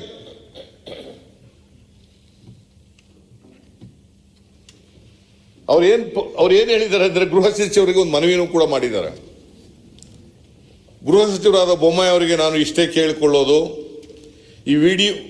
ಈ video ಹೆಂಗ್ ಮಾಡಿದ್ರು ಏನು ಎತ್ತ ಅಂತ ಏನು ಗೊತ್ತಿಲ್ಲ. ಯಾವ ವಿಡಿಯೋ ಬಿಡುಗಡೆ ಆದದ್ದು 2ನೇ ತಾರೀಕು ಬಿಡುಗಡೆ ಆದದ್ದು. ಆಲ್ರೆಡಿ ನನ್ನ ಮಾನ ಮರ್ಯಾದೆ ಊರು ತುಂಬ ಹರಾಜು ಆಗ್ಬಿಟ್ಟಿದೆ. ನನ್ನ ಮನೆ ಹತ್ರ ಬಂದ್ಬಿಟ್ಟು ಜನಗಳೆಲ್ಲ ಕೇಳ್ಕೊಂಡು ಹೋಗ್ತಿದ್ದಾರೆ. ನನ್ನ ಅಪ್ಪ ಅಮ್ಮ 2 ಸಲ ಸೂಯಿಸೈಡ್ ಅಟೆಂಪ್ಟ್ ಮಾಡ್ಕೊಂಡಿದ್ದಾರೆ. ನಾನು 3-4 ಸಾರಿ ಸೂಯಿಸೈಡ್ ಅಟೆಂಪ್ಟ್ ಮಾಡ್ಕೊಂಡಿದ್ದೀನಿ. ನಮಗೆ ಹಿಂದೆ ಯಾರೂ ಇಲ್ಲ, ಪೊಲಿಟಿಕಲ್ ಸಪೋರ್ಟ್ ಅದು ಇದು ಏನೂ ಇಲ್ಲ. ರಮೇಶ್ ಜಾರಕಿಹೊಳಿ ನನಗೆ ಕೆಲಸ ಕೊಡಿಸ್ತೀನಿ ಅಂತ ಹೇಳಿದ್ರು.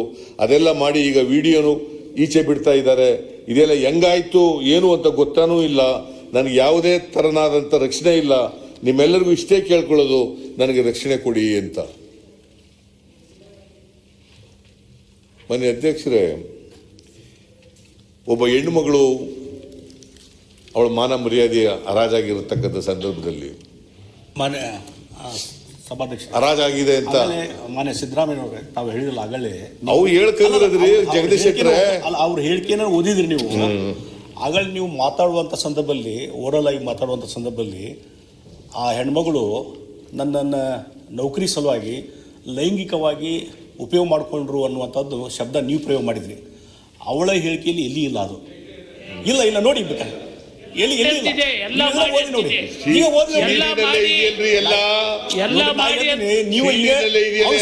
ಈಗ ಸ್ಟೇಟ್ಮೆಂಟ್ ಓದಿ ಹೇಳಿದ್ರಿ. ಸ್ಟೇಟ್ಮೆಂಟು ಅವಳ ಟಿವಿಯಲ್ಲಿ ಬಂದ ಸ್ಟೇಟ್ಮೆಂಟನ್ನ ಓದಿ ಹೇಳಿದ್ರಿ.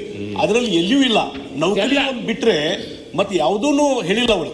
ಲೈಂಗಿಕವಾಗಿ ನಾನು ಉಪಯೋಗ ಮಾಡಿಕೊಂಡ್ರು ಮತ್ತೊಂದು ಆ ರೀತಿ ಸ್ಪೆಸಿಫಿಕ್ ಕಂಪ್ಲೇಂಟು ಕೊಟ್ಟಿಲ್ಲಕ್ಕೆ. ಅದಕ್ಕೆ ದಯವಿಟ್ಟು ಈಗ ಮಾನ್ಯ ಸಭಾಧ್ಯಕ್ಷರು ತಾವೇನು ಇವತ್ತು ಕೆಲವು ಅಡ್ವೈಸ್ ಮಾಡಿದ್ರಲ್ಲ, ಇದನ್ನೆಲ್ಲ ವಿಚಾರ ಮಾಡ್ಕೊಂಡ್ರಿ. ಯಾಕಂದ್ರೆ ಇಂಥ ಸಂದರ್ಭದಲ್ಲಿ ಚರ್ಚೆ ಎಲ್ಲಿಗೂ ಹೋಗಿಬಿಡ್ತದೆ. ಅದು ಎಲ್ಲಿಗೂ ಹೋಗಿ ಕೊನೆಗೆ ಮಾನ ಹರಾಜಾಗೋದು ಇಲ್ಲಿದ್ದಂಥವ್ರದೇ, ನಮ್ಮವ್ರದೇ. ಆ ದೃಷ್ಟಿಯಿಂದ ಇವತ್ತು ಇದನ್ನ ಯಾವ ಒಂದು ಇತಿಮಿತಿಯಲ್ಲಿ ಮಾಡಬೇಕು ಚರ್ಚೆ ಮಾಡ್ರಿ. ನಂದೇನು ಅಲ್ಲ. ನೋಡಿ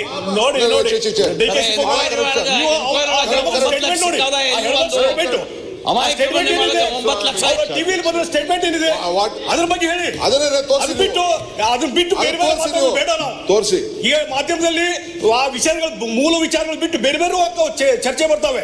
ಆದ್ರೆ ಅಲ್ಲಿ ಸ್ಟೇಟ್ಮೆಂಟ್ ಏನಿದೆ ಹಾಕಿದ್ದು ಸ್ಪೆಸಿಫಿಕ್ ಆಗಿ ನೋಡಿ. ಸ್ಟೇಟ್ಮೆಂಟ್ ಎಲ್ಲಾದ್ರೂ ಲೈಂಗಿಕ ಬಳಕೆ ಮಾಡ್ಕೊಂಡು ಹೇಳಿದಾರಲ್ಲ, ಹೇಳದೆ ಇದ್ದದನ್ನ ನಾವು ಉಪಯೋಗ ಮಾಡ್ತೀವಿ, ಚರ್ಚೆ ಮಾಡ್ತೀವಿ ನಾವು. ನಾಯಿ ಬಿಡ್ಬೇಡಿ. ಈಗ ಹೇಳಿದಾರ ಸ್ಟೇಟ್ಮೆಂಟ್ ಈಗ ನೀವು ಉತ್ತರ ಕೊಡುವಾಗ ಜಗದೀಶ್ ಶೆಟ್ಟರ್ ಅಧ್ಯಕ್ಷ ಮಾಜಿ ಮುಖ್ಯಮಂತ್ರಿಗಳು ಉತ್ತರ ಕೊಡುವಾಗ ಕೊಡಿವರಂತೆ ಸಮರ್ಪಕವಾಗಿ. ಸನ್ಮಾನ್ಯ ಅಧ್ಯಕ್ಷರೇ, ಒಂದು ನಿಮಿಷ ತಾವು ಅಪ್ಪಣೆ ಕೊಡೋದಾದ್ರೆ, ಈ ಹಿಂದಿನ ವಿಧಾನಸಭೆಯಲ್ಲಿ ಮಾನ್ಯ ಜಗದೀಶ್ ಶೆಟ್ಟರ್ ಅವರು ಇಲ್ಲಿ ಕೂತಿದ್ರು, ಪ್ರತಿಪಕ್ಷದ ನಾಯಕ. KJ ಜಾರ್ಜ್ ಅವರು ಹೋಮ್ ಮಿನಿಸ್ಟರ್ ಆಗಿದ್ದರು. ನಾನು ಮಂತ್ರಿಗಿಂತ ಏನಾಗಿರಲಿಲ್ಲ, ಆಡಳಿತ ಪಕ್ಷ ಸದಸ್ಯ ಹಿಂದೆ ಕೂತಿದ್ದೆ. ಒಂದು ವಿಚಾರವನ್ನು ಪ್ರಸ್ತಾಪ ಮಾಡ್ತಾ ಅಂದಿನ ಪ್ರತಿಪಕ್ಷದ ನಾಯಕರಾದ ಜಗದೀಶ್ ಶೆಟ್ಟರ್ ಅವರು ಸಕಲೇಶ್ಪುರದಲ್ಲಿ ಒಂದು ಹೆಣ್ಮಗಳದು ರೇಪ್ ಆಗಿದ್ದದ್ದು ಹೇಳಿದ್ರಿ ತಾವು. ಮಾತಾಡ್ತಾ ಹೇಳಿ 6 ತಿಂಗಳಾಗಿದೆ, ಆ ಬಟ್ಟೆ ಸಮೇತ ಸೀಸ್ ಮಾಡಿದ್ದಾರೆ, ಇದುವರೆಗೂ ಏನೂ ಕ್ರಮ ಜರುಗಿಸಿಲ್ಲ ಅಂತ ಸರ್ಕಾರದ ಲೋಪಗಳ ಬಗ್ಗೆ ಪ್ರತಿಪಕ್ಷದ ನಾಯಕರಾಗಿ ಮಾತಾಡ್ತಿದ್ರು. ನಾನು ತಮಗೆ ಹೇಳ್ತೇನೆ, ಒಂದು ಕ್ಷಣ ಅಲ್ಲಿ ಕೂತ್ಕೊಳ್ಳೋಕ್ಕಾಗಲಿಲ್ಲ ನನಗೆ. ಕಾಗೋಡು ತಿಮ್ಮಪ್ಪನವರು ತಮ್ಮ ಪೀಠದಲ್ಲಿ ಕೂತಿದ್ರು. ನಾನು ತಕ್ಷಣ ಎದ್ದು, ಆ ಹೆಣ್ಣುಮಗಳು ನನ್ನ ಮಗಳು,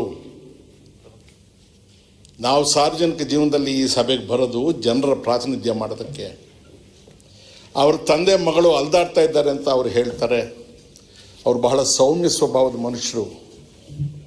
ನನ್ನ ಮಗಳಿಗಾದರೆ ನಾನು ಏನು ಮಾಡ್ತೀನಿ, ಯಾಕೆ ಆ ಸಬ್ ಇನ್ಸ್ಪೆಕ್ಟರ್ ಇನ್ನೂ ಸಸ್ಪೆಂಡ್ ಆಗಿಲ್ಲ? ಜಾರ್ಜ್ ಅವರೆಲ್ಲ ಕೂತಿದ್ದಾರೆ ಕೇಳಿ. 4 ಗಂಟೆ ಒಳಗೆ ಅವನು ಸಸ್ಪೆಂಡ್ ಆಗದೆ ಹೋದರೆ ಈ ಸದನ ನಡೆಯೋಕ್ಕೆ ಬಿಡೋದಿಲ್ಲ ಅಂತ ನಾನು ಆಡಳಿತ ಪಕ್ಷದವನು ಹಠ ಮಾಡ್ಕೊಂಡು ಕೂತ್ಕೊಂಡೆ. ತಕ್ಷಣ ಜಾರ್ಜ್ ಅವರು ನನ್ನ ಮಾತನ್ನು ಸ್ವೀಕಾರ ಮಾಡಿ ಸದನ ಸ್ವಲ್ಪ ಹೊತ್ತು ಮುಂದಕ್ಕೆ ಹಾಕಿಸಿ ವಾಪಸ್ ಬಂದು ಸಬ್ ಇನ್ಸ್ಪೆಕ್ಟರ್ನ ಸಸ್ಪೆಂಡ್ ಮಾಡಿದ್ದೀವಿ ಅಂತ ಹೇಳಿ ಅನೌನ್ಸ್ ಮಾಡಿ, ಯಾರು ಅವನು ಹಿಂದೆ ಇದ್ದಾರೆ, ಅಷ್ಟು ದೊಡ್ಡ ಮನುಷ್ಯನ ಅವನು ಅಂತ ಕೇಳಿದೆ ನಾನು. ಯಾಕೆ ಈ ಮಾತು ಹೇಳ್ತೇನೆ ಅಂದರೆ, ತಾವು ಒಂದು 2 ನಿಮಿಷದ ಮೊದಲು ಹೇಳಿದ್ರಿ ಸದನದ ಗೌರವ ಏನಾಗುತ್ತೆ ಅಂತ. ಮಾನ್ಯ ಗೃಹ ಮಂತ್ರಿಗಳು ನಾನು ಕೇಳ್ತೇನೆ, ಅವರು ನಿಮಗೆ ಕೊಟ್ಟಿದ್ದಾರೆ ಮನವಿಯನ್ನು. ಹೇಗೆ ನಮ್ಮ ಸಹೋದರರು, ನಮ್ಮ ಸಹೋದ್ಯೋಗಿ ರಮೇಶ್ ಜಾರಕಿಹೊಳಿಯವರು ತಮಗೆ ತಮ್ಮ ನೋವನ್ನು ತೋಡ್ಕೊಂಡು ಒಂದು ಅರ್ಜಿ ಕೊಟ್ಟಿದ್ದಾರೆ, ಅದೇ ರೀತಿ ಆ ಹೆಣ್ಮಗಳು ಕೊಟ್ಟಿದ್ದಾಳೆ. ಸತ್ಯ ನಮಗೆ ಗೊತ್ತಿಲ್ಲ, ಅದೇ ಸತ್ಯ ಅಂತ ನಾವು ಹೇಳ್ತಾ ಇಲ್ಲ. ಒಂದು ವಿಶೇಷ ತನಿಖಾ ದಳ, ಸ್ಪೆಷಲ್ ಇನ್ವೆಸ್ಟಿಗೇಷನ್ ಟೀಮ್ ನೀವು ಮಾಡಿದಾಗ ಟರ್ಮ್ಸ್ ಆಫ್ ರೆಫರೆನ್ಸ್ ಇಲ್ಲದೆ ಹೋದರೆ ಏನು ಕೆಲಸ ಏನವ್ರಿಗೆ? SITಗೆ ವಾಟ್ಸ್ ದರ್ ಜಾಬ್? ಈ ಹೆಣ್ಮಗಳು ತಾನು ಕೊಟ್ಟಿರ್ತಕ್ಕಂಥ ಮನವಿ, ನನ್ನ ಜೀವ ಅಪಾಯದಲ್ಲಿದೆ, ನಾನು ಏನೋ ಕಷ್ಟಕ್ಕೆ ಹೋದೆ, ನನಗೆ ಹೀಗಾಯಿತು ಅಂತ ಹೇಳಿ, ಅದು ಕೂಡ ಟರ್ಮ್ಸ್ ಆಫ್ ರೆಫರೆನ್ಸ್ಗೆ ಇನ್ಕ್ಲೂಡ್ ಆಗುತ್ತಾ, ಇನ್ಕ್ಲೂಡ್ ಆಗೋದಿಲ್ವಾ? ಪ್ಲೀಸ್ ಡೌನ್ 1973ರಲ್ಲಿ RD ಕಿತ್ತೂರ್ ಅವರು, he was a minister in this house, Belgaum ಜಿಲ್ಲೆಯಿಂದ ಆರಿಸಿ ಬಂದಿದ್ರು. ಸುಮಿತ್ರಾ ಕುಲಕರ್ಣಿ ಅಂತಕ್ಕಂಥ ಒಂದು ಹೆಣ್ಣುಮಗಳು ಅವರ ಮನೆ ಹತ್ರಕ್ಕೆ ಹೋಗಿದ್ರು. ಅನಂತರ ಅವರು ನಾಪತ್ತೆ ಆಗಿದ್ದಾರೆ ಅಂತ ಒಂದು ಪ್ರೆಸ್ ರಿಪೋರ್ಟ್. ಇಡೀ ಸದನದಲ್ಲಿ ಆ ಸುಮಿತ್ರಾ ಕುಲಕರ್ಣಿ ಯಾರು, ಆ ಹೆಸರಿನವಳು ಯಾರಾದರೂ ಇರಲಿಲ್ವಾ, ಆಕೆ ಹೋಗ್ಲಿಲ್ವಾ, ಕಿತ್ತೂರವ್ರು ಏನಾದರೂ ಮಿಸ್ಬಿಹೇವ್ ಮಾಡಿ? ಏನೂ ಇಲ್ಲ ರೀ, ಕಥೆನೇ ಇಲ್ಲ. Remember, he was a schedule caste man, he was sad. ಈ ಸದನದಲ್ಲಿ ಇಂಥವೆಲ್ಲ ಬಹಳ ನಡೆದಿದ್ದಾವೆ. After all Ramesh Jarkiholi is our colleague. ನಾನು ನನ್ನನ್ನು ಅವ್ರ ಸ್ಥಿತಿಯಲ್ಲಿ ಇಟ್ಕೊಳ್ತೇನೆ. ಅವ್ರ ಕುಟುಂಬ ಏನಾಗ್ಬೋದು, ಅವ್ರ ಹೆಣ್ಮಕ್ಳು ಏನಾಗ್ಬೋದು, ಮನೆಯವ್ರು ಏನು ತಿಳ್ಕೊಬೋದು, ಅವ್ರಿಗೆಷ್ಟು ನೋವಾಗ್ಬೋದು, ಅದನ್ನೆಲ್ಲ. But at the same time ಆ ಹೆಣ್ಮಗಳು, ಅವಳು ನಮ್ಮ ಮಗಳಲ್ವಾ? ಅವಳು ಹೇಳಿದ್ದು ಸತ್ಯ ಸುಳ್ಳು ಇನ್ನೊಂದು ಮತ್ತೊಂದು ಅದೆಲ್ಲ ವಿಚಾರಣೆ ಆದ್ಮೇಲೆ ತಾನೆ ತೀರ್ಮಾನಕ್ಕೆ ಏಕಾಏಕಿ ಬರೋಕ್ಕೆ ನಮಗೇನು ಅದು ಅಧಿಕಾರ ಐತೆ? ಸೊ ವಿಚಾರಣೆಗೆ, ಅದರ ವ್ಯಾಪ್ತಿಗೆ ನಾನು ತಮ್ಮಲ್ಲಿ ವಿನಂತಿ ಮಾಡ್ಕೊಳ್ತೇನೆ ಮಾನ್ಯ ಅಧ್ಯಕ್ಷರ ಮುಖೇನ, in the interest of justice, bring that also under the terms of reference. Is it not necessary? Is it not an important component? The other things I will get up afterwards. ಮಾನ್ಯ ಸಭಾಧ್ಯಕ್ಷರೇ, ರಮೇಶ್ ಕುಮಾರ್ ಅವರು ಒಂದು important ಡೈಮೆನ್ಷನನ್ನು ಇದಕ್ಕೆ ಕೇಳಿದ್ದಾರೆ, ಭಾಳ ಒಳ್ಳೆಯದಾಯಿತು. ಮಾನ್ಯ ಸಭಾಧ್ಯಕ್ಷರೇ, ನನ್ನ ರೆಫರೆನ್ಸಲ್ಲೂ ಕೂಡ ಸಂಪೂರ್ಣವಾದಂಥ ಷಡ್ಯಂತ್ರ ಅಂದರೆ ದಿನೇಶ್ ಕಲ್ಲಳ್ಳಿಯ ಕಂಪ್ಲೇಂಟ್ ಸಮೇತ ಇದರ ಹಿಂದಿರುವವರು ಯಾರ್ಯಾರಿದ್ದಾರೆ ಸಂಪೂರ್ಣವಾಗಿ ತನಿಖೆ ಮಾಡಿ ಅಂತಲೇ ನಾನು ಹೇಳಿರುವಂಥದ್ದು. ಒಂದನೇದಾಗಿ ಒನ್ ಸೆಕೆಂಡ್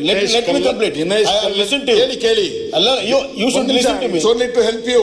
ದಿನೇಶ್ ಕಲ್ಲಳ್ಳಿ ಅವರ ಕಂಪ್ಲೇಂಟ್ ಹಿಂದೆ ಯಾರಾದರೂ ಇರುವುದಾದರೆ ಅದು ಟರ್ಮ್ಸ್ ಆಫ್ ರೆಫರೆನ್ಸ್ಗೆ ಅಗತ್ಯವಾಗಿ ಬರಬೇಕು. ಹಾಗೇನೆ ಆ ಕಂಪ್ಲೇಂಟ್ ವಿತ್ಡ್ರಾ ಮಾಡಿಸೋದಕ್ಕೆ ಯಾರ್ಯಾರಿದ್ರು ಅನ್ನೋದು ಬರಬೇಕಾಗುತ್ತೆ. ಹೇಳ್ತೀನಿ ಕೇಳಿ.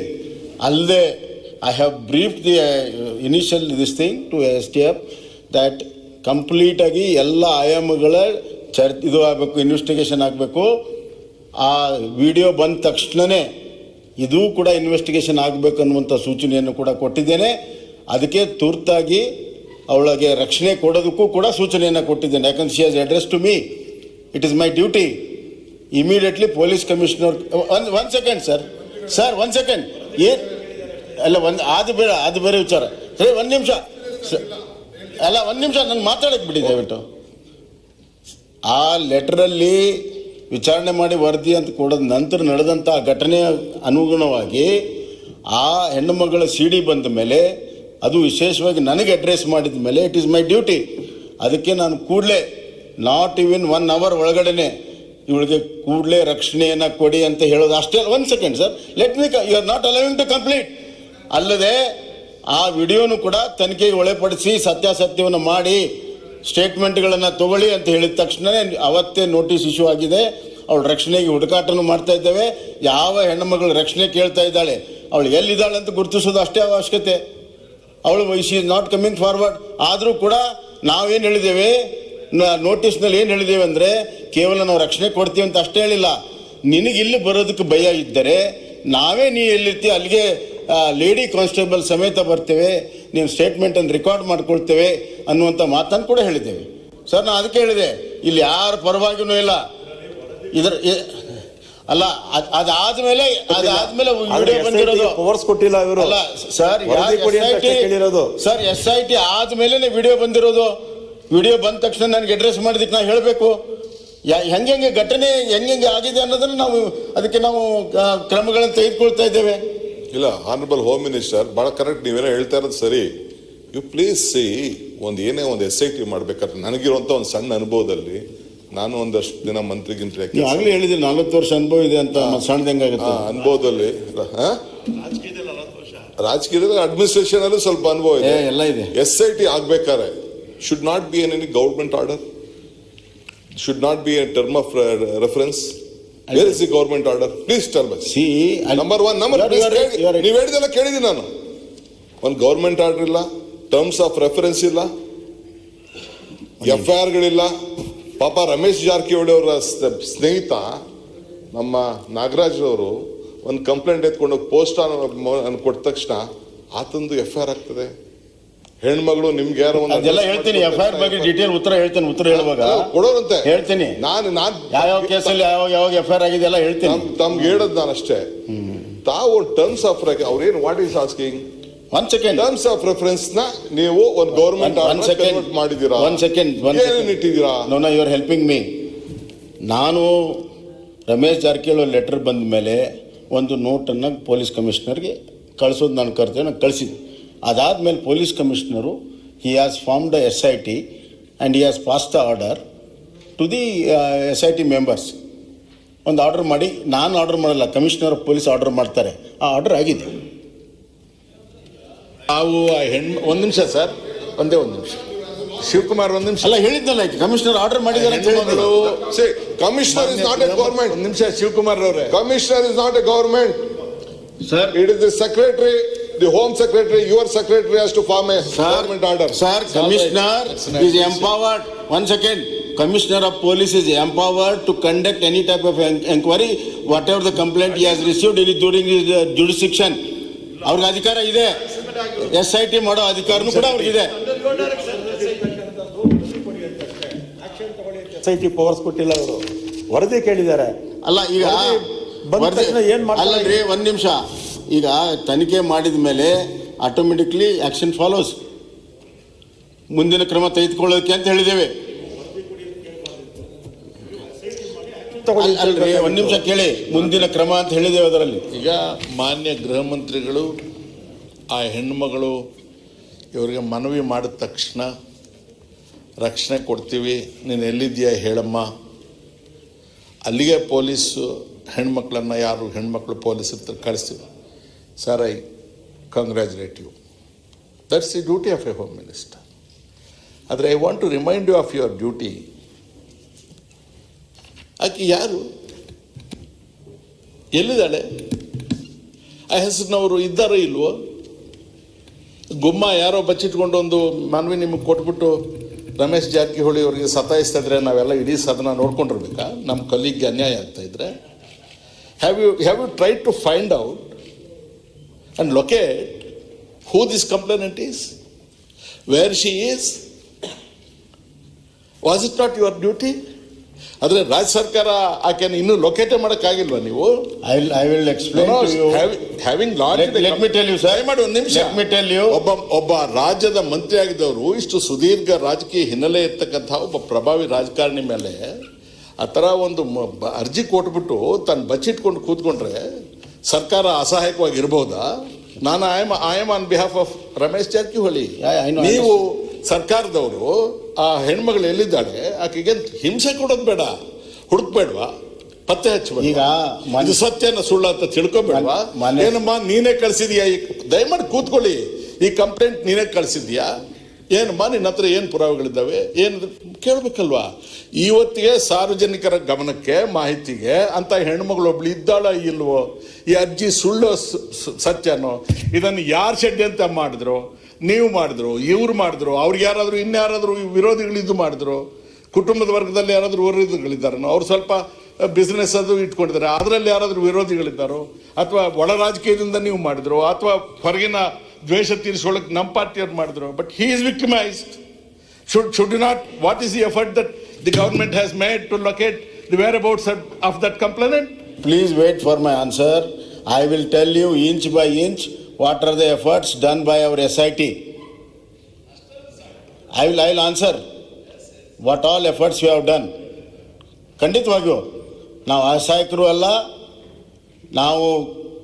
ನಾನು ಆಗಲೇ ಹೇಳಿದ್ದೆ, ನೀವು ಇರಲಿಲ್ಲ. ಇದರಲ್ಲಿ ಸತ್ಯದ ಪರವಾಗಿರೋದು ಅಷ್ಟೇ. ಅದಕ್ಕೆ ನಾವು will go to any extent. ನಾವು ಆ ಹೆಣ್ಣು ಮಗಳಿಗೆ ರಕ್ಷಣೆ ಕೊಡೋದು ಎಷ್ಟು ಪ್ರಾಮಾಣಿಕತೆ ಇದೆಯೋ, ಆ ಹೆಣ್ಣು ಮಕ್ಕಳ ಒಂದು ಹೇಳಿಕೆಯನ್ನು ಕೂಡ ಸತ್ಯಾಸತ್ಯವನ್ನು ಪಡ್ಕೊಳ್ಳೋದಕ್ಕೆ ಅಷ್ಟೇ ಆಸಕ್ತಿ ಇದೆ. ಆದ್ದರಿಂದ ಒಂದು ಸಣ್ಣ ಇದನ್ನು ಕೂಡ ಬಿಡದಂಗೆ ನಾವು ಇವತ್ತು ಹುಡುಕ್ತಾ ಇದ್ದೇವೆ. ಅಲ್ಲ, ಒಂದು ನಿಮಿಷ ಸರ್.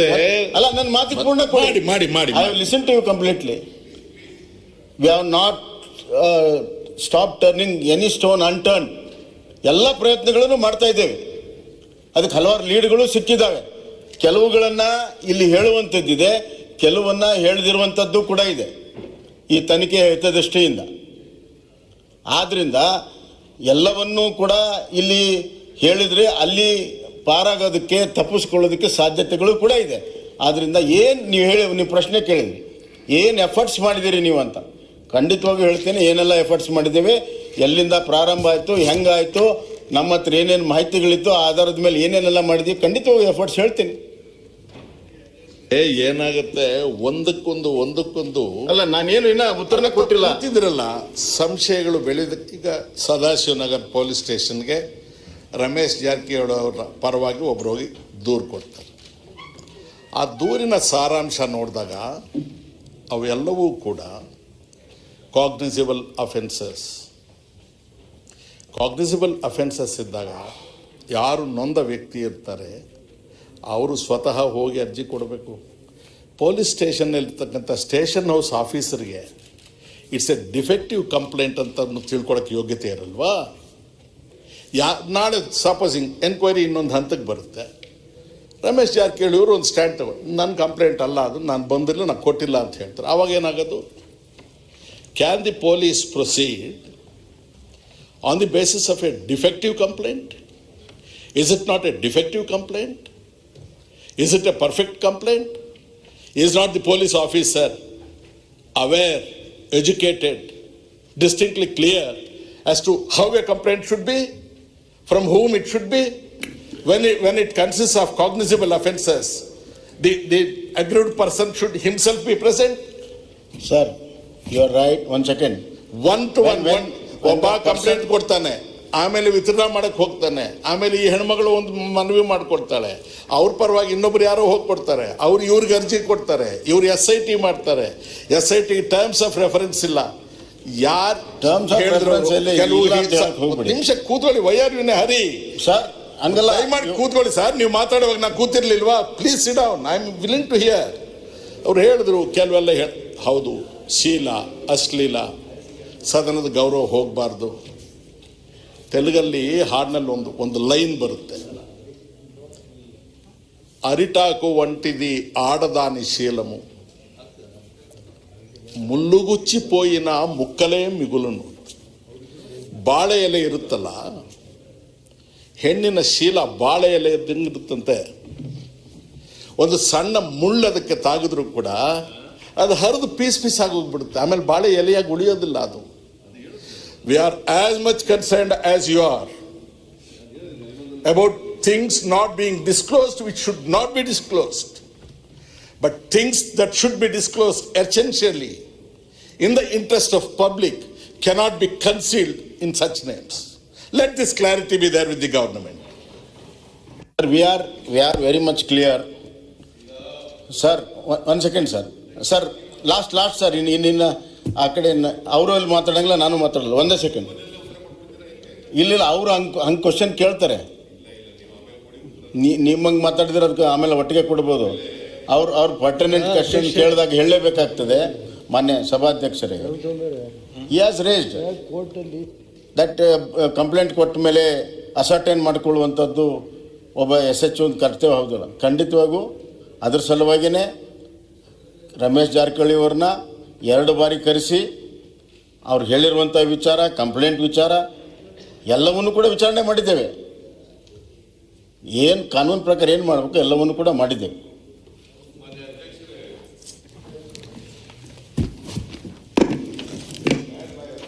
ಮೊನ್ನೆ ಜಗದೀಶ್ ಶೆಟ್ಟರು ಮಧ್ಯದಲ್ಲಿ ಇಂಟರ್ವ್ಯೂನ ಆಗ್ಬಿಟ್ರು. ನಾನೇ ಸೃಷ್ಟಿ ಮಾಡ್ಕೊಂಡು ಯಾರ ಮೇಲೂ ಕೂಡ ಹೇಳಕ್ಕೆ ಹೋಗಬಾರ್ದು. ಅದು ಹೆಣ್ಮಕ್ಳ ಬಗ್ಗೆ ಮಾತಾಡುವಾಗ ಭಾಳ ಎಚ್ಚರಿಕೆಯಿಂದ ಮಾತಾಡಬೇಕು. ಅದರಿಂದ ನಾನು ಅವರ ವಿಡಿಯೋ ರೆಕಾರ್ಡ್ನ ಎಲ್ಲ ತರಿಸಿ ನೋಡಿ, 38 ಸೆಕೆಂಡ್ಸ್ದು ಅದು ವಿಡಿಯೋ ರೆಕಾರ್ಡ್ ಇರೋದು. ಅದರಲ್ಲಿ ಏನು ಹೇಳಿದ್ದಾರೆ ಹೆಣ್ಮಗಳು ಅಂತಂದರೆ, ಕೆಲಸ ಕೊಡಿಸುವುದಾಗಿ ಮಾಜಿ ಜಲಸಂಪನ್ಮೂಲ ಸಚಿವ ರಮೇಶ್ ಜಾರಕಿಹೊಳಿ ಅವರು ನನ್ನನ್ನು ಬಳಸಿಕೊಂಡಿದ್ದಾರೆ. ಕೆಲಸ ಕೊಡಿಸುವುದಾಗಿ ಮಾಜಿ ಜಲಸಂಪನ್ಮೂಲ ಸಚಿವ ರಮೇಶ್ ಜಾರಕಿಹೊಳಿ ಅವರು ನನ್ನನ್ನು ಬಳಸಿಕೊಂಡಿದ್ದಾರೆ. ರಮೇಶ್ ಜಾರಕಿಹೊಳಿ ಅವರೇ ಇದೀಗ ವಿಡಿಯೋ ಕೂಡ ಬಿಡುಗಡೆ ಮಾಡಿದ್ದಾರೆ. ಅವ್ರ ವಿಡಿಯೋ ರೆಕಾರ್ಡ್ ಅಪ್ಪ, ನಂದಲ್ಲ ಇದು. ನನಗೆ ಯಾವ ರಾಜಕೀಯ ಬೆಂಬಲ ಇಲ್ಲ. ಮನೆ ಬಳಿ ಬಹಳ ಮಂದಿ ಬಂದು ಹೋಗುತ್ತಿದ್ದಾರೆ. ನನಗೆ ಯಾವುದೇ ರಕ್ಷಣೆ ಇಲ್ಲ. ಹೀಗಾಗಿ ನನಗೆ ಸೂಕ್ತ ರಕ್ಷಣೆ ನೀಡಬೇಕು ಎಂದು ಗೃಹ ಸಚಿವ ಬಸವರಾಜ ಬೊಮ್ಮಾಯಿ ಅವರನ್ನು ಕೋರುತ್ತೇನೆ. ವಿಡಿಯೋ ಹೇಗೆ ಮಾಡಿದ್ದಾರೆ ಎಂಬುದು ನನಗೆ ಗೊತ್ತಿಲ್ಲ. ನನ್ನ ಹಾಗೂ ಕುಟುಂಬದ ಮರ್ಯಾದೆ ಸಂಪೂರ್ಣ ಹಾಳಾಗಿದೆ. ಘಟನೆಯಿಂದ ನಾನು 3-4 ಬಾರಿ ಆತ್ಮಹತ್ಯೆಗೆ ಯತ್ನಿಸಿದ್ದೇನೆ. ಪೋಷಕರು 2 ಬಾರಿ ಆತ್ಮಹತ್ಯೆಗೆ ಯತ್ನಿಸಿದ್ದಾರೆ ಎಂದು ಯುವತಿಯು ವಿಡಿಯೋದಲ್ಲಿ ಕಣ್ಣೀರಿಡುತ್ತಾ ತಿಳಿಸಿದ್ದಾಳೆ. 34 ಸೆಕೆಂಡ್ಗಳ ಈ ವಿಡಿಯೋ ಹೇಳಿಕೆ ವೈರಲ್ ಆಗಿದೆ. It is not my statement, Jagadish ಶೆಟ್ಟರೆ. ಓಕೆ, ನಾನು ಈಗ ಇದು ಆಯಿತು ಗೊತ್ತಾದ ಮೇಲೆ ಇದು ವಿಡಿಯೋ ಟೆಲಿಕಾಸ್ಟ್ ಆದ ಯಾವತ್ತು? ಇದು CD 2 ಮಾರ್ಚ್ 2021. ಇವರು ಕಂಪ್ಲೇಂಟ್ ಕೊಟ್ಟದೆಷ್ಟು? ಯಾವಾಗ? 13/3/2021. ಇವತ್ತೆಷ್ಟು ತಾರೀಕು? 22ನೇ ತಾರೀಕು ಇವತ್ತು. ಈ ಅಮ್ಮ ವಿಡಿಯೋ ಮಾಡೋದಲ್ಲಿ ಇವತ್ತಿನವ್ರಿಗೆ ಪೊಲೀಸ್ನವ್ರಿಗೆ ಅಮ್ಮ ಎಲ್ಲಿದ್ದಾರೆ ಅಂತ ಪತ್ತೆ ಹಚ್ಚಕ್ಕಾಗಲ್ವೋ? ಎಲ್ಲಿದ್ದಾಳೆ ಅಂತ ಯಮ್ಮ ಈ ಸಂತ್ರಸ್ತೆ ಎಲ್ಲಿದ್ದಾಳೆ ಅಂತ ಪತ್ತೆ ಹಚ್ಚಕ್ ಆಗ್ತಿರ್ಲಿಲ್ವೋ? Is it not a failure on the part of the police? It is not a failure on the part of the police?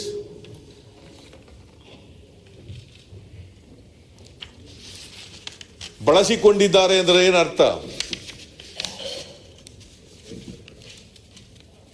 That means to say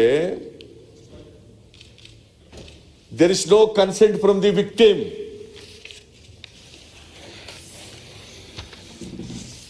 If there is no consent, it amounts to rape. It amounts to section 376 of Indian Penal Code.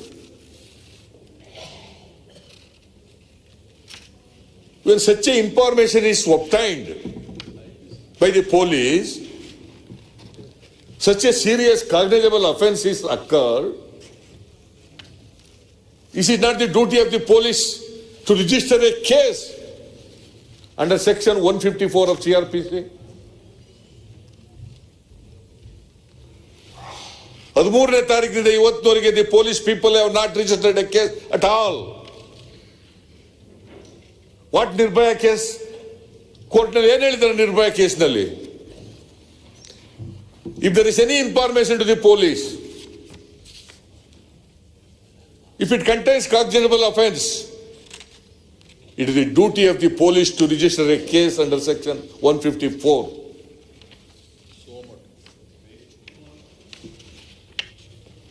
It is amended CRPC after Nirbhaya case. Section 166A is added. If the police officers fail to register a case against the information which involves cognizable offense,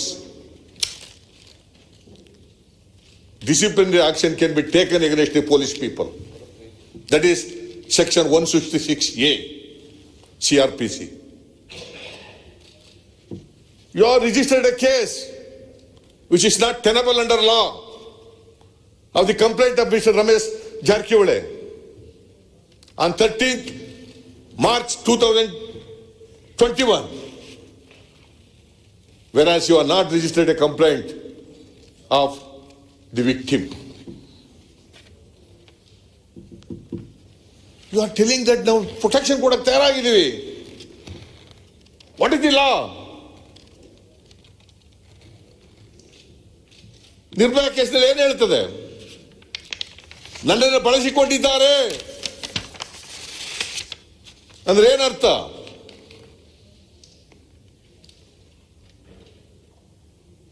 Has he given consent?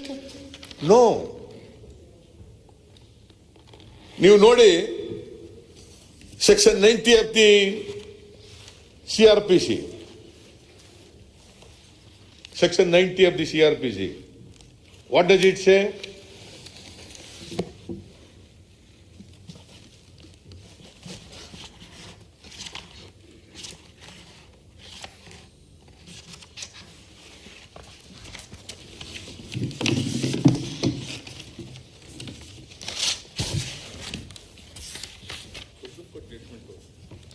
Section 90 of the CRPC.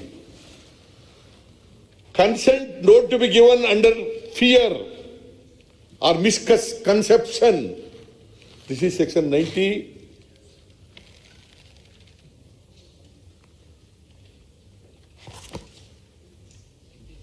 of the IPC. A consent is not such a consent as is intended by any section of this code if the consent is given by a person under fear of injury or under misconception of fact. And if the person doing the act knows or has reason to believe that the consent was given in consequence of such fear or misconception, is not a consent at all. There is no consent.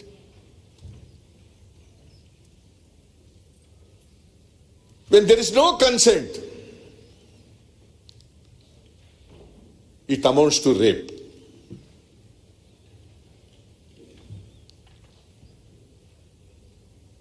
According to the information given by the victim, according to the video statement,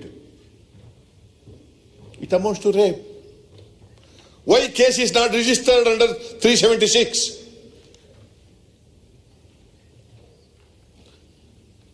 The police have failed.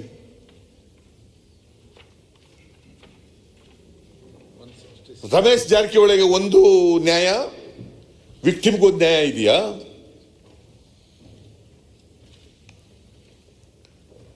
ನೀವೇನ್ reference ನಿಮ್ ಪತ್ರದಲ್ಲಿ ಏನ್ ಬರ್ದಿದ್ದೀರಿ? ಷಡ್ಯಂತ್ರ ಪತ್ತೆ ಹಚ್ಚಿ, ಯಾರಿದ್ರು ಈ ಷಡ್ಯಂತ್ರದಲ್ಲಿ ಪತ್ತೆ ಹಚ್ಚಿದಿರಿ ಅಂತ ನಿಮ್ ಪತ್ರದಲ್ಲಿ ಬರ್ದಿದ್ದೀರಿ.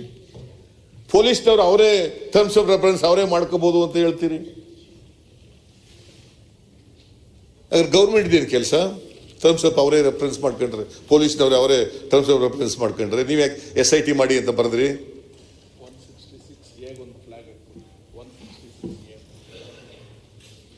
It's the duty of the police to take cognizance of the offence and register a case against the person who is responsible for the offence. ಅದರಿಂದ ಮಾನ್ಯ ಅಧ್ಯಕ್ಷರೇ, there is a great injustice caused to victim.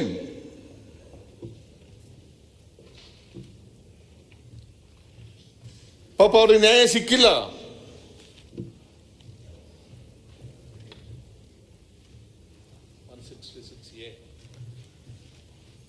If the police fail ಆದ್ಮೇಲೆ, any case is registered against the police officer or SIT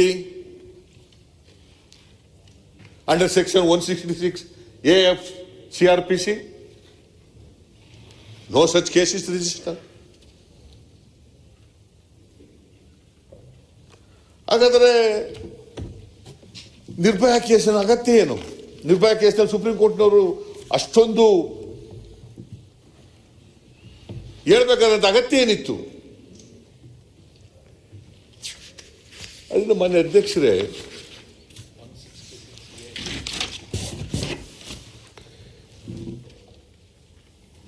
case register ಆಗಬೇಕಾಗಿತ್ತು. ಆ ಅಮ್ಮನಿಗೆ, ಆ ಹೆಣ್ಣು ಮಗಳಿಗೆ ನ್ಯಾಯ ಸಿಗಬೇಕು ಅನ್ನೋದಾದ್ರೆ ಕೇಸ್ ರಿಜಿಸ್ಟರ್ ಆಗಬೇಕಾಗಿತ್ತು. Police have totally failed in their duties, in discharging there duties.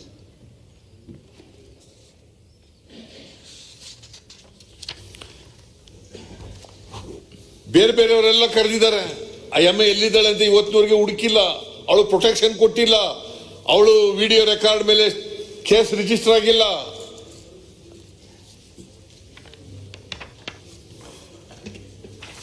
ಆಮೇಲೆ ಮಾನ್ಯ ಅಧ್ಯಕ್ಷರೇ,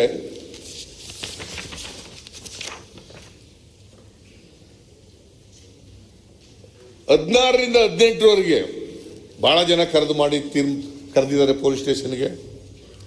ಒಂದು ಚೇತನವನ್ನು ಇಲ್ಲೀಗಲಿ ಡಿಟೈನ್ ಮಾಡಿದ್ದಾರೆ. 5 ಜನ ಪೊಲೀಸ್ ಸ್ಟೇಷನ್ ಕರ್ಕೆಲ್ಲ ಮಾಡಿದ್ದಾರೆ.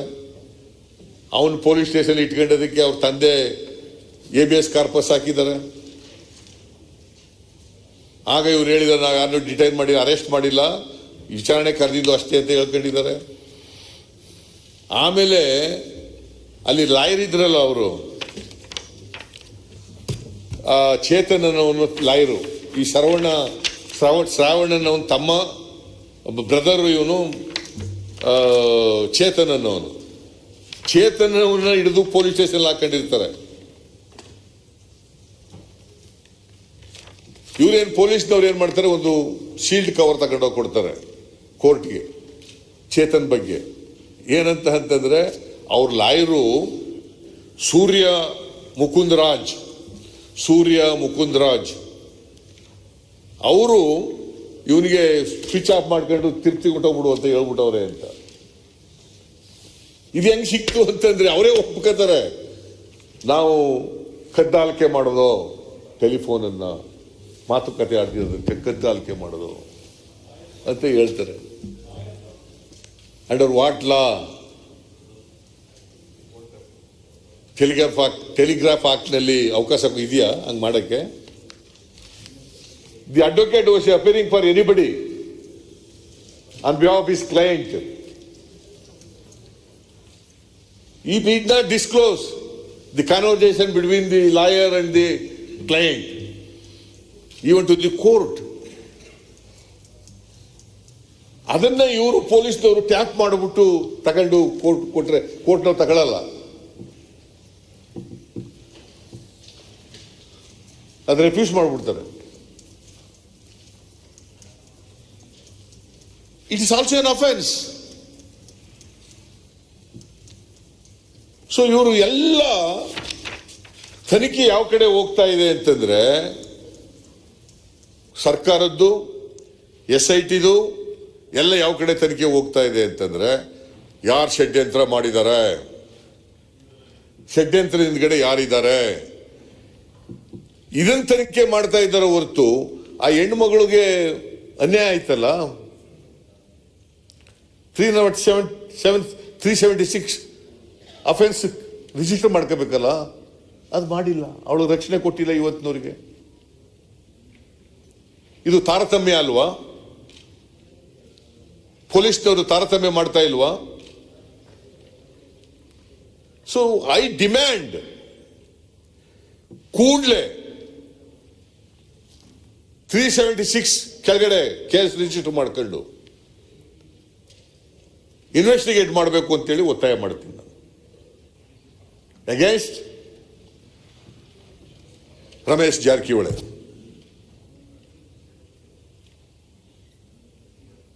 ಅದರ್ವೈಸ್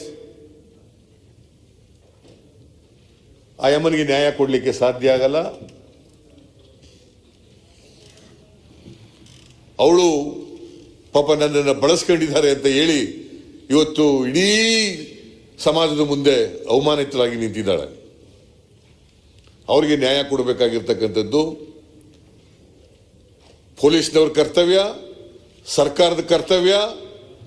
ಅದನ್ನ ಸರ್ಕಾರ ಮಾಡಿಲ್ಲ ಅಂತಕ್ಕಂಥ ಮಾತನ್ನ ಹೇಳಲಿಕ್ಕೆ ಬಯಸ್ತೇನೆ.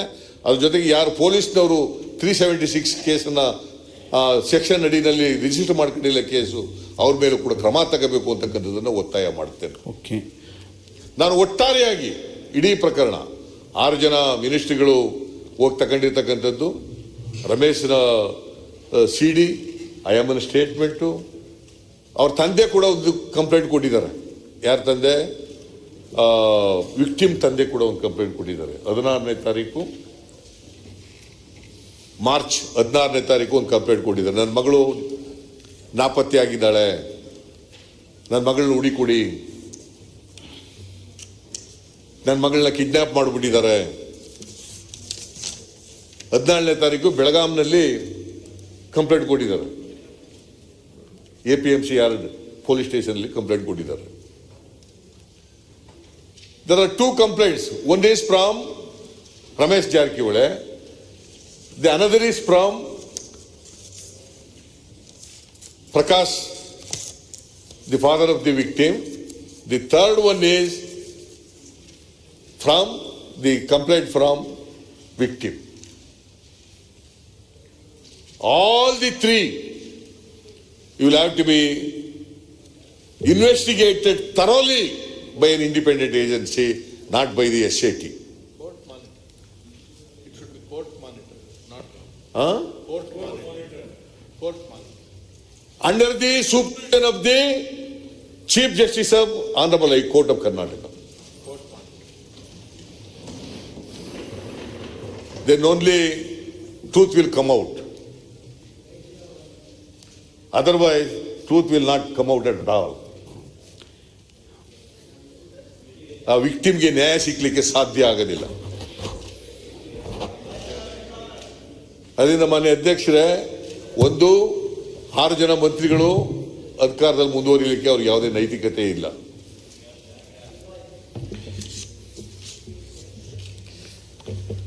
ಆಮೇಲೆ ಯತ್ನಾಳ್ ಅವರು ಇದಾರಲ್ಲ, ಅವರೆಲ್ಲ ಇಲ್ಲ. ಅವರೇ ಹೇಳ್ತಾರೆ ಪಾಪ CD ಮಾಡೋ ಒಂದು ಗ್ಯಾಂಗೇ ಇದೆ ಬೆಂಗಳೂರಿನಲ್ಲಿ ಅಂತ. ಅವ್ರೇನು ಹೇಳ್ತಾರೆ ಅಂತಂದ್ರೆ, ಯತ್ನಾಳ್ ಅವರು BJP ಶಾಸಕರು CDಗಳನ್ನ ಮುಖ್ಯಮಂತ್ರಿಗಳು ತೋರಿಸಿ ಬ್ಲ್ಯಾಕ್ ಮೇಲ್ ಮಾಡಿದ್ದಾರೆ ಎಂದು ಆರೋಪ ಮಾಡ್ತಾರೆ ಅವರೇ.